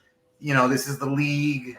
You know, he's just a part of it, but, you know, he's not it, you know. I get that he's got a huge following and a huge social media presence, but I really am enjoying that they're incorporating everybody and not just focusing on a few, like, what's AJ McCarron doing today? What's he wearing today? You know, and that kind of stuff. So, you know, I like that they're focusing on everybody and not just the high profile people. Agreed. Yes. It's not all just silliness either. There's some actual good content coming out. Right. There is some silliness, but you got to have a little bit of fun when you do that stuff. But compared to last year, I think they're already smoking the preseason out of the water already. Oh yeah. So let me ask you guys this though, because there was something mentioned by Moose at our presser that we had. And how did I know you were going to do this? If he didn't mention it, I was gonna. Because we have to. I think it's important. There was an open invitation basically given to come to Arlington and watch some of the preseason training camps. Is the UFL actually going to follow through with that? Because I'm hearing some conflicting information in regards to that. So are the training camps open? Are we going to actually be able to go there and maybe catch some of these players doing their warm-ups and running routes and doing things like that? Or is this going to be closed to the public? You know what? The answer is no. What Moose said, it was a verbal contract, legally binding in Texas, so we should all be able to go. Bring the video. Yep, bring the video. So. You're head of football. Let's let the security guard tell us we can't get it. Be like, this guy outranks you. Let us in. Yep. Kenneth said he said that in Memphis as well. So I mean that's Yep. That's something that I think they need to probably kind of like the whole don't tailgate at the San Antonio event. They probably got to put something out there for the fans, because I would hate for someone to show up and be like, yeah, I got tackled by security and arrested for showing up to training camp. Yeah. So it's different how each city's doing their media stuff this year. I know. So, last year it was the XFL crew, and that's who was doing it. Well, now you got a mix of the XFL and USFL, and everybody kind of does their things different with each city. Mm-hmm. And even on my end, communicating with everybody, everybody's got something different. It's really good and bad at the same time. But I'm glad that they're taking some pride in this thing and doing whatever the city personality and culture needs for that place. In terms of that event, man, I would keep contacting them and see if you can go. If you don't hear, then that's a definite no. The answer is no. Yeah. We I already told y'all. Yeah, we already did try to contact and we're told no. So anyone in Memphis who I saw someone from Memphis, they were saying that he mentioned that don't go to Arlington and try to go watch training camp because you won't get in. Yeah. The answer is no. Like, not this year, guys. Sorry. Even though Moose said so, we already asked and they said no. So Moose don't know. Moose don't know. Well, he does know, but I think he was a little too excited in the moment. Yeah, maybe spoke a little bit when he shouldn't have. I bet you they just don't want to deal with the public watching you. I bet there's stuff going on that we just aren't aware of that they're going to be doing and trying and implementing, and I bet that's a part of it. And, well, and it's then their first season together. Like, give them some time. Right? How big of a distraction is it going to be for folks like us to be there? Pardon me, cheering for our team, cheering for our players and stuff like that. Kind of trash talking the other teams, trash talking. See, that's probably why they're trying to get on me and Brian. Me and Brian ruined it. They're like, nope, that was a mistake. Look, if you wouldn't have had the tailgate, it'd have been okay. Yep. They said no. They're gonna get too rowdy. Sorry. Yep. Don't let this guy into the Renegades practice. I think for this, I'm okay with them saying no, because at the end of the day, these guys are all trying to get on a team, and any distraction is a bad distraction. But for when the teams are finalized, like, come on. Yeah, we just want good football, so I'm agreeing. Mm-hmm. Yeah, so I don't mind this portion of it not being open to us, but maybe practices in the future, they can just let us peek a little. Would be nice. We'll for see. Sure. Just putting it out there. Gonna manifest it a little bit. I'll work on it, y'all. I bet you it's gonna be a rowdy training camp though.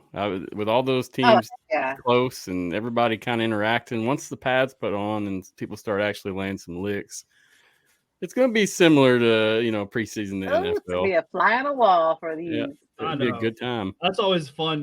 I love the NFL, the preseason, the training camp fights, because it's just these guys are just really passionate because they're the ones that are on the bubble and they're trying to literally fight for a spot. So I love seeing that in the NFL, and I'd love to see that for the UFL as well.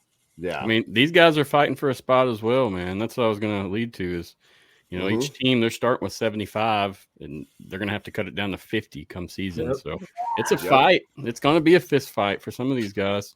Yeah, it's going to be. And we got some good people fighting for certain positions too. So, like I said, there'll be a fly on the wall watching them. Yeah. And then there's AJ McCarron also. Don't hate. I said what I said.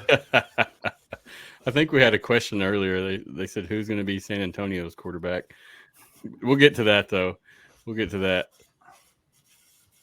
that. So guys, in terms of big names on your team, give me a couple that you're really looking forward to seeing play, and don't say destroying. Yeah, I was like, everyone's gonna say destroying. Don't say that. I'm looking forward to the reconnection of Dormady and Latimer. They did really well in Orlando. Now they're in Houston together, or in San Antonio together, and I think seeing that connection again is going to be awesome. Yeah. And on the defensive side of the ball, me personally, Drew Beasley on our as an edge rusher I am excited to see what he's going to do this year. Yep. And where was he at last year? Was he? He was with us. He was with us. Was you? Yeah. I almost said Renegades, but I know you'd get upset, so I didn't. How dare you? I know Jackie's excited to see a certain player. Big Mike, Oos Juice. Some Oos Epic, Juice? Mike. Some Oos Juice, my OG guys, the ones that are coming back from the team last season. I'm excited to see them. Jordan Williams and Big Mike Brown for sure. Yeah, Mike Brown, love that man. Yep. Mm-hmm. You know, like Jorge said, I'm excited for Beasley. And you know, we had a lot of our defensive kind of core defensive players are coming back, and you know, we had the Scott brothers both back, but you know, one of them didn't make the cut to training camp. But we still got one of them. But yeah. I'm you know, as good as our defense was last year, and then bringing, you know, Wade into the mix with the defensive pedigree that he's got. I'm super excited to see what our defense is going to be. And then our offensive coordinator, AJ Smith, you know, what he did with Houston last year, you know, what he can do with the Brahmas this year. So, yep. Jay Will's another good one. I'm excited for the local connection that we have to some of the players here, right? Obviously, Dormady played. I believe he was in Bernie. I think he was in Bernie. We've got a couple of kids from UTSA. We've got some kids from UIW. Just the fact that, you know, I'm going to take a shot here, right? Sorry, not sorry. No. Ward specifically said last year that he was going to try and build on that local connection, right? And didn't have a single player from San Antonio on the squad. Now, he had some kids from Texas, but he did not have anybody from San Antonio. In comes Wade Phillips, and we've got 6-7 kids already, you know? I think that's going to be huge. Now, I would have loved to have seen Agent Zero on the roster here. Agent Zero is Frank. He's retired, though. Yeah, he was the quarterback of UTSA, played for 7 years there. He would have been a phenomenal connection for the San Antonio Brahmas, except for the fact that this is he just played his 7th and last season with the UTSA and just had his 12th surgery. So he's pretty much done playing football. This poor kid has laid everything on the line and has taken a lot of beating. So I get it. I have a sneaking suspicion that they are going to find ways to keep him connected, whether it be to the Brahmas or to UTSA football here. But because he is kind of a staple in UTSA football, he will have some kind of role somewhere in the organization. He is working for the UTSA football organization. Okay. And then he, from what I've heard, there's some interest in getting him connected with the Brahmas organization as well, if nothing else for training opportunities, right? For coaching, stuff like that. So that's going to be huge for our program just because of that name recognition, and people are going to gravitate to that. But again, the local kid connection, to see these kids, you know, struggle and fight and claw their way to get to where they're at, and then be able to bring it home and represent to their family and friends again, right? Before hopefully potentially them making the next step. But it's also bringing all of those new fans that were fans of them, watching them in college. Giving some buy-in for sure. Yeah. That's needed for that culture. And I agree. I mean, it's awesome. And I didn't even think about it in that nature, but it makes sense when you say it. And you can tell if you've been pondering on it, you're not the first either. There's probably others that have discussed that same subject. Oh, yeah. No, there's plenty. In fact, at the Fan Fest, there were a bunch of fans that were talking about it, how there's going to be, well, in fact, one of the kids from UTSA was there at the Fan Fest. So again, one of the local kids, right? And that's going to draw. So the UTSA football program here is kind of its own unique little, you know, subculture, if you will. And some of the people cross over, but not everybody crosses over. Well, now that you've got some UTSA kids that are going to be in the San Antonio Brahmas organization, some of those fans will potentially start coming over. Brian, it's your buddy. You need to talk to your boy, man. Hi, friend. But surprised mine hasn't been around yelling. Yeah, Mine's Brian's co-host will come in and yell on our shows every now and then. I remember when y'all were on my show. Yeah. Yep. It's the funnest thing. But yeah, so again, I mean, you've got that local connection that's going to draw a lot more fans in. And I think that our fan base is going to be much better for it. So last year, we had numbers in, the high teens, low 20s. I'm thinking this year we're easily going to be, pulling probably high 20s, maybe even low 30s and growing exponentially from there. So I'm excited for that. I love it. Paul said he's coming in from Florida and he's got a beer this time. Oh, nice. Well, we got to get you some Brahma beers. What we need to get Play you. Linda. Yes. Where is Play Linda Beach, guys? Do you know that? What is that? Is that North or South Florida, Paul? I'm curious. Florida? I don't. I've been to Orlando and Miami. And that's kind of it. Well, guys, let's answer a few questions. How about that? Yeah, Sure. let's do it. Let's go with this first one. I like this one. Michael said, who will be our QB1? I'm going to let you guys hash this out however you think best. Because I think it's going to be Dormady. Likewise. Yeah. it makes sense. I don't know. Because we've got some other potential candidates in training camp right now that we don't necessarily know a whole bunch about. We know what we're getting with Dormady, and chances are probably he's going to blow their doors off. But what if he doesn't? What if we have a better option, right? Yeah. We already know that Dormady played for San Antonio last year, even though he wasn't officially on the roster, right? We appreciate the work that he did for us in getting us that playbook. That was a lot of fun. He's on our side now, man. He was on our side the whole year. Double agent, baby. We'll take it. But yeah, I mean, I think there's going to be some pretty good quarterback battles, and I really, Tom Flacco, mm-hmm. Chase Garbers. Yeah, I mean, we've got a fourth one. I can't remember who it was. I think they got cut. One of the quarterback got. Well, it was Jack Cohn was the fourth one. He got cut. Yeah, it's just them three. Okay, yeah, they're down to 3. Okay, they should keep all 3 of them. Then they shouldn't be getting rid of anyone else. They shouldn't. But who's starting? We'll see. Right. Who stands out in training camp? But I think Dormady's got the edge on everybody because he's got the, probably arguably the most UFL experience. And he's got chemistry with Latimer and all that. Right. I don't see them keeping all 3 with just a 50-man roster. I don't see them keeping a third quarterback. They're supposed to have a third quarterback for backup on the roster. So they will keep one. 2 on the field and 1 in an emergency. Yeah. Right. It's just who's starting. That's the question. But I think you guys are all correct in your assumptions. But why else would you go out and get Cody? That makes plenty of sense. Exactly.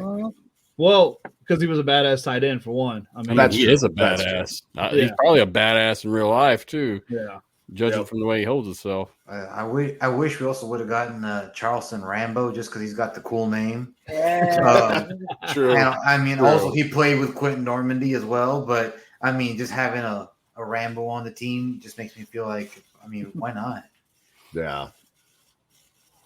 It's not a good enough reason. Jan's got a question. He says, does it scare the hell out of you looking at the add drop list of your team? I mean, I knew Wade would put a stamp on the team, but my God, the turnover.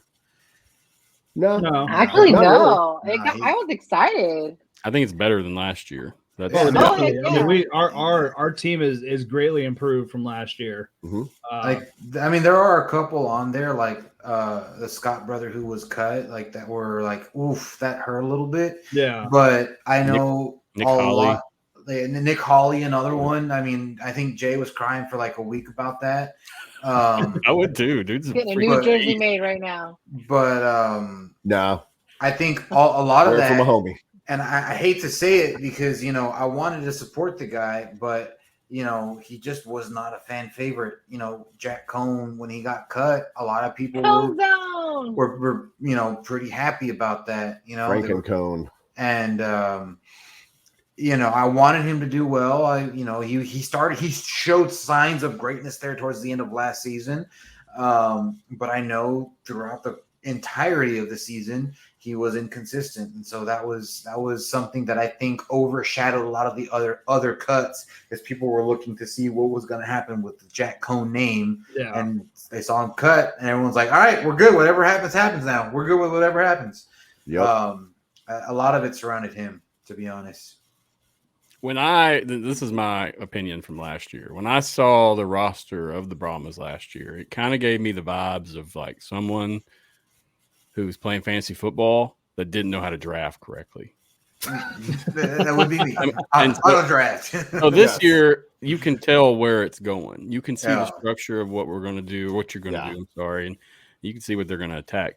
I mean, with AJ Smith and Peyton Pardee, you guys are going to have a high-powered offense, and they'll find somebody to work it for sure. Yeah. I think what you were saying, that was last year was the draft of a coach who didn't really know what he was doing versus a coach that's got 40 years in coaching. Yep. So yeah, that's exactly what I was going to say. We had a new coach that was trying to coach. Yep. Treated it like a fantasy football team, and it didn't work out that way. He had a good showmanship game, though. I mean, the team looked. I mean, when he talked, he's a really good talker. Oh yeah. Talk ain't gonna get very far. Let me tell you, damn that glitter.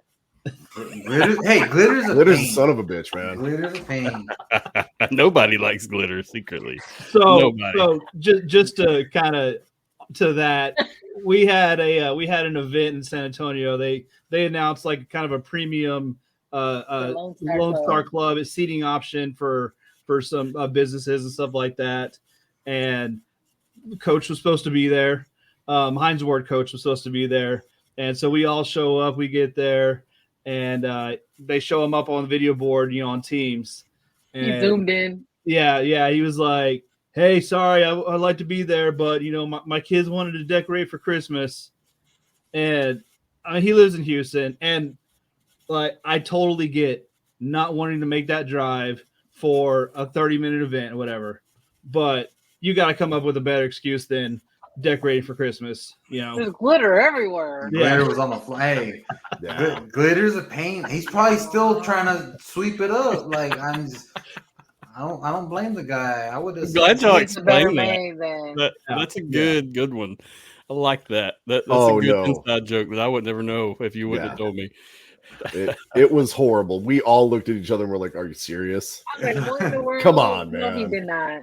Come on, do better. Like I said, I told do better, him, coach. I wouldn't want to make that drive either for that bit. I've made that drive, and it sucks. Not when you're already checked out as coach. Yeah, you're not going to want to make that drive. Period. Thank you. Hey, Paul, I appreciate you sharing. Paul said he shared the show tonight to a group on Facebook. Appreciate you, Paul. Thank you. Thank you, Paul. He also said that he was 50 miles from Orlando. Oh, nice. Okay. I feel like that's already in the water. Yeah, I was going to say, isn't Orlando on the water? So 50 miles east would be like Cuba? That area is a lot bigger than you think, for sure. I guess. I don't know. I've been to Orlando and I've been to Miami, and I passed through both of them. So he totally got 100 in geography. What do I know? Well, it's because I cheated off of somebody who knew what they were doing. And then I talked trash about them too. Mike XFL Mike G said, "Can Matt talk about what we're getting in John Trey Kirkland?" Yeah, I mean, this is a shifty, fast receiver with really good hands. He's got a vertical up. He can catch a ball. I mean, you got a solid wide receiver one right here. He can also play special teams, which I'm sure he won't be here. He did get hurt last year, so I'm curious to see how it plays out. But, I mean, he was working with AJ Smith and Peyton Pardee last year as well. You saw whenever we had John Trey in Houston, I mean, that was a championship team. And once he went down, it totally shifted the gear there in Houston last year. So keep him healthy, but I guarantee you're going to see this man everywhere come game time. He's going to be one of your best receivers without even any hesitation. I can tell you that. Really good guy, too. If you ever get to meet him, chat with him. I've chatted with him on numerous occasions now. Really humble guy.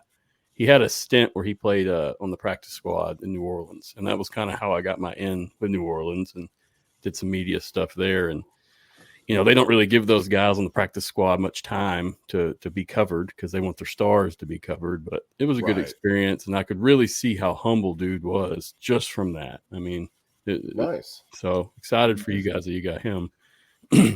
Houston definitely lost a big piece not having him, no doubt. Well, he's ours now, so tough luck, Houston. I do. Although I'm glad he said I'm not going to be in the league, I do wish we had Max Borghi in the backfield. That little bowling ball of a man. Oh, my God. Yep. He was so frustrating to watch because he would just rumble and tumble over everybody. Dude's a beast, man. He even looks like it when you see him in real life. He's not the guy that you would talk shit to, for sure. Yeah. No doubt. I don't know why, but I haven't seen a picture of him, but I have a feeling he's got like one of those 1958 like flat top haircuts, like the military haircut. Yeah, and just like he's like just straight face, and he will just run over you. Wow, Dollar Tree McCaffrey, huh? I'm not putting that comment. I got too much wow, respect for Max. I got too much respect for Max. I can't. Wow. Do it. So, speaking of the players, I mean, do you guys, we've had more people retire, and this will be the last thing we hit on. Anybody else you thinking may retire before the season actually gets started? You saw Josh Hammond in DC retired. They've already replaced him and with a guy, Kiki. Oh, what's his name? I got it pulled up. Kiki Coty. I can never say names worth of shit. That's all right. It was a good try. Good try. Yeah. Let's see. Boom. Yeah, but he's a beast. He has a good career in the NFL. I mean, it wasn't special, but he definitely had some time and experience. So, in terms of Brahmas, I mean, are we good? You guys think everybody's going to stick around? I feel like they're all real young, too. I feel like they will.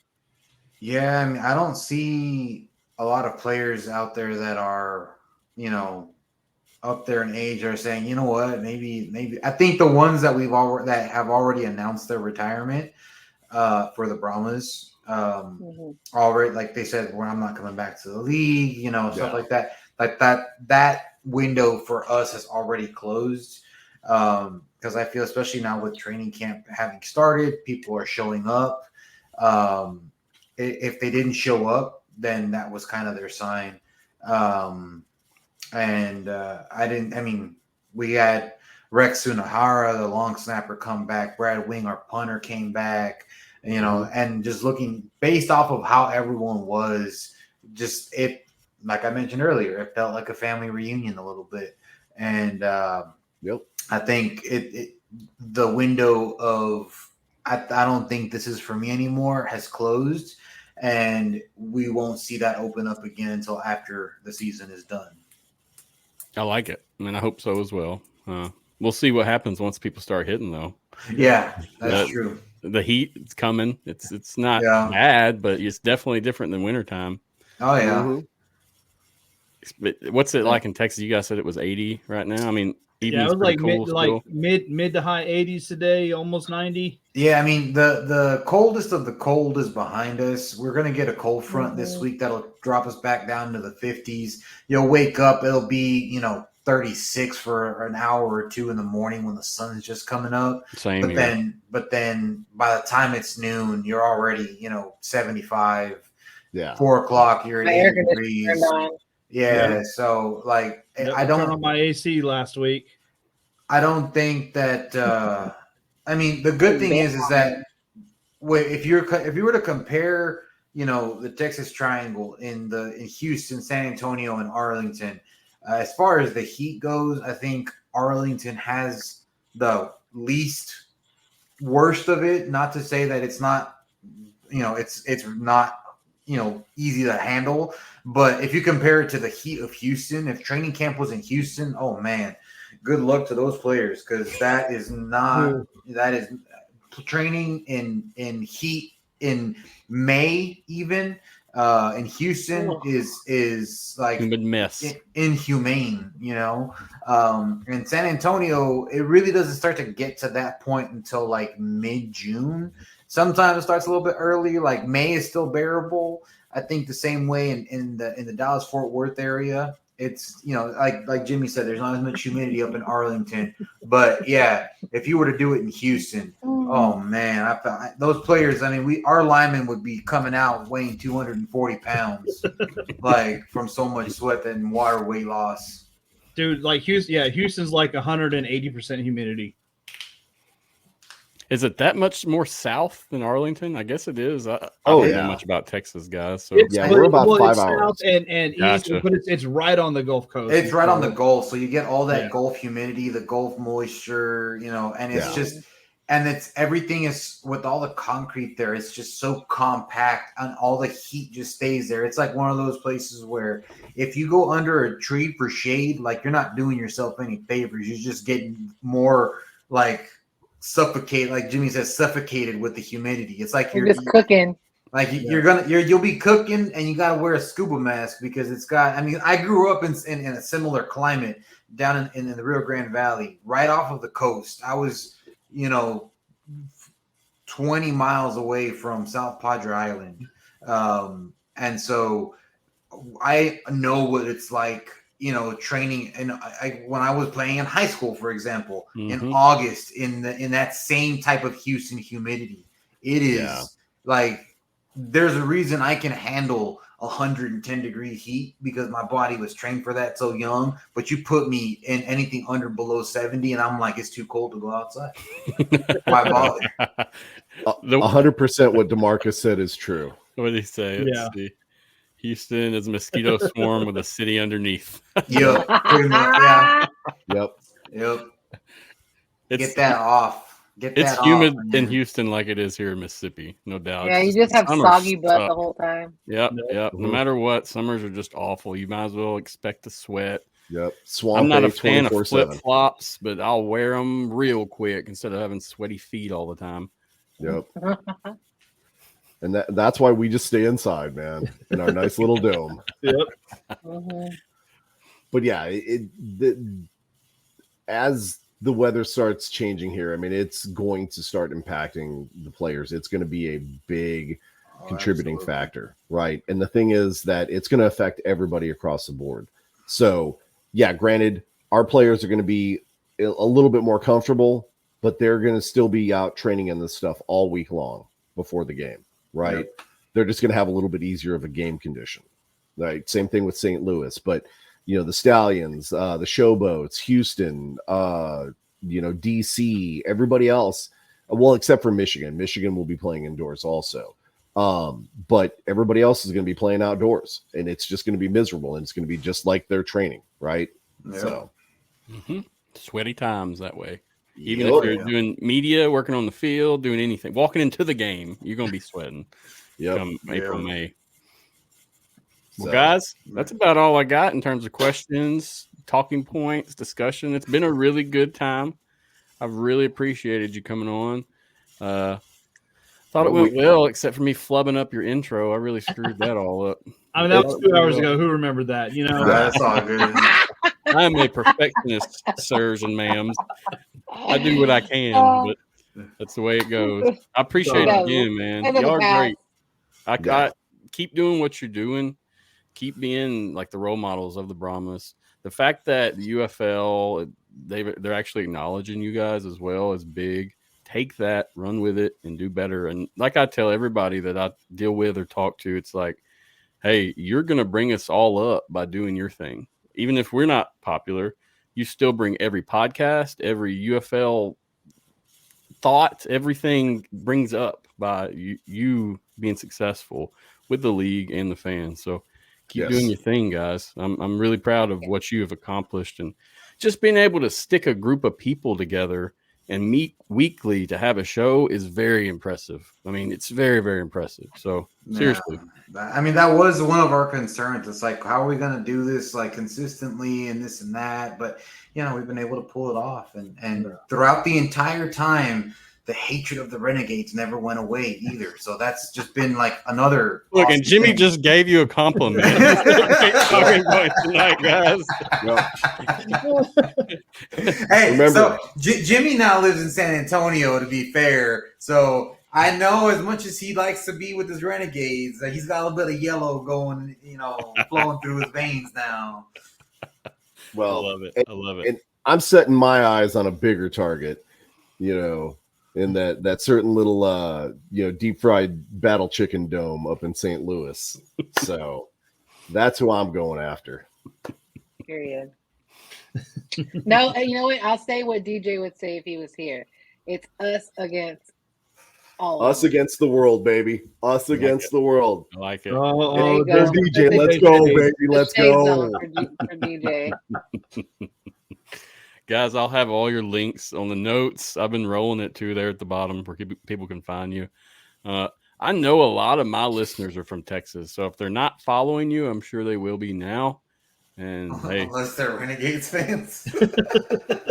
I mean, Thanks, Jorge. it's all in good fun. It's all in good fun. And Yeah. Yep. Jorge gonna get us blocked all over again. you won't, if you do this Banned. with St. Louis fans, you will not have any kind of St. Louis listeners, no doubt. I feel like the Renegades, they'll play around a little bit with you as well. Yeah, no, it's all good. I mean, last season we shared a couple of these because they don't have. Well, where is it? There we go. Yeah, we shared a couple of these at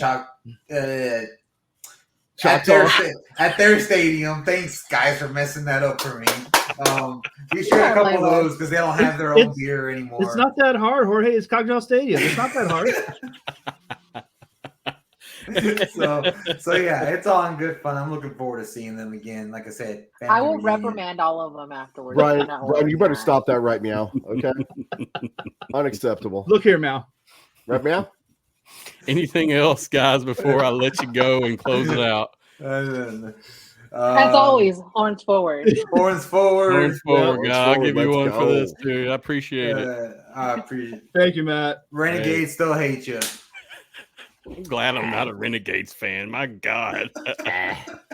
He would have never asked us. You're like, no, thank you. Pass. Whew. It was a good laugh. Thanks, guys. Seriously. Anything else Man. before I let you go officially? Nah, Just just go. No, man. Just be ready to Thank watch you. the 2 Less times 24 than champions 40 take it. days away. Yep. Yep. What are we at, 35 now or 34? I think 34, if I remember correctly. I don't know. I was told there would be no math. Yes. I can do math better than I can Not a read certain strong names suit. for sure. Yep. Wait a minute, we're taking a test? No, I don't think No. any of us here are capable of doing some math right now. No. The answer is 2024 UFL champions, San Antonio Brahmas. That's the Right. answer. Oh, There you 2-1-0, go. baby. 2-1-0. Let's Take it go. easy, Revenge guys. season. Roll it back, baby. Let's go. Hey, I thank you again for being part of the network as well. It's going real well. So anything Hey, you we need from appreciate me, it. reach out anytime. You know how to find me, and if you need me, Yes, sir. We appreciate I'm available. that. We guys do your appreciate it, thing. guys. Yo, I hope. Hey, look, invite me on soon. I'm going to come on your guys' show as well. All right. Oh, for All right, sure. Dan. yep. All right. For sure. I got Sounds you. good. Hey, thanks again, y'all. We'll see you All soon. right. Let's See ya, man. Horns forward, UFL baby. Let's Nation. go. Take care. Take it easy, everybody. And there they are. Good show. Appreciate you guys tonight coming on again. Thanks so much. I've been waiting for that show for a while, and I'm glad it went really, really well. Hey, check them out on Twitter, Facebook, YouTube, Horns Forward Podcast. They're easy to find. Give them some love. Follow them. Like their stuff. You'll see me sharing it. You can also find them on the website, alternativefootballnetwork.com. Great group. And look forward to what they do in the future with everything they've got. They've got some good material resources. They've got good folks running, and just the overall vibes of their show and their being friends it's something to admire. And hopefully we can find a group like that, the podcast with myself someday, because it'd be fantastic. But yeah, that's it for me. It's been a long show. Jimmy, I see you in the comments, man. What's up, Jimmy? I see you. 34 days. Yep. Gotcha. Seeing if I had any more comments I wanted to hit while I was at it. No, that's it. It's been a good one. I don't have an AFN interview series lined up this week, so if there is something, it'll kind of be last minute. Just check it out. I'll post it and let you know. Our next show is with Mark Nelson and Greg Parks, and that'll be March 5th, which is a Tuesday, 7:30 p.m. Check that out. As always, a great guest. They've been on numerous times. Mark Nelson runs UFL Board, and Greg Parks writes for UFL Board, and it's always a good crew and a good conversation with them. Excited for the season. Check out social media. Check out UFL content. There's a lot of good stuff to look at and research and just watch. And don't take anybody's opinion, man. You figure your own opinion out. Check some stuff out and see it. That's kind of why we haven't really hit on power rankings or the best players or the best teams in the conference, because right now it's about the conversation, and everybody's going to have a different opinion, in my opinion, and that's okay, but let's wait until we get some official rosters is all I'm saying. As always, appreciate you watching, guys. Appreciate the support. Shoot me a message if you need anything. It's not too far known for me to talk back to you. Just don't be rude and toxic. I hate that crap.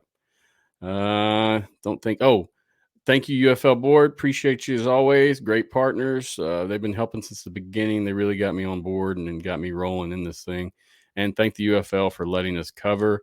We're not officially affiliated with the UFL, but they could tell me to stop saying their name and using their logos, and they haven't yet. So thank you for letting me cover UFL. I greatly appreciate it. We're going to keep doing our thing and trying to help out the league. As always, guys, thanks again for watching. Appreciate it. It's been fun, and I'm going to keep rolling on as we go. 34 more days, and we'll have the start of the UFL season 2024. It's going to be intense, so get your tickets if you haven't. Until next time, I'm out of here. Peace out, be safe, and have a good night. Go hard, go home, go home, go hard, go hard, go home, go hard, go hard, go home, go hard, go hard, go home.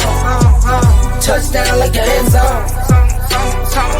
When the circle turn to my home, can't get me out of my zone. Go hard.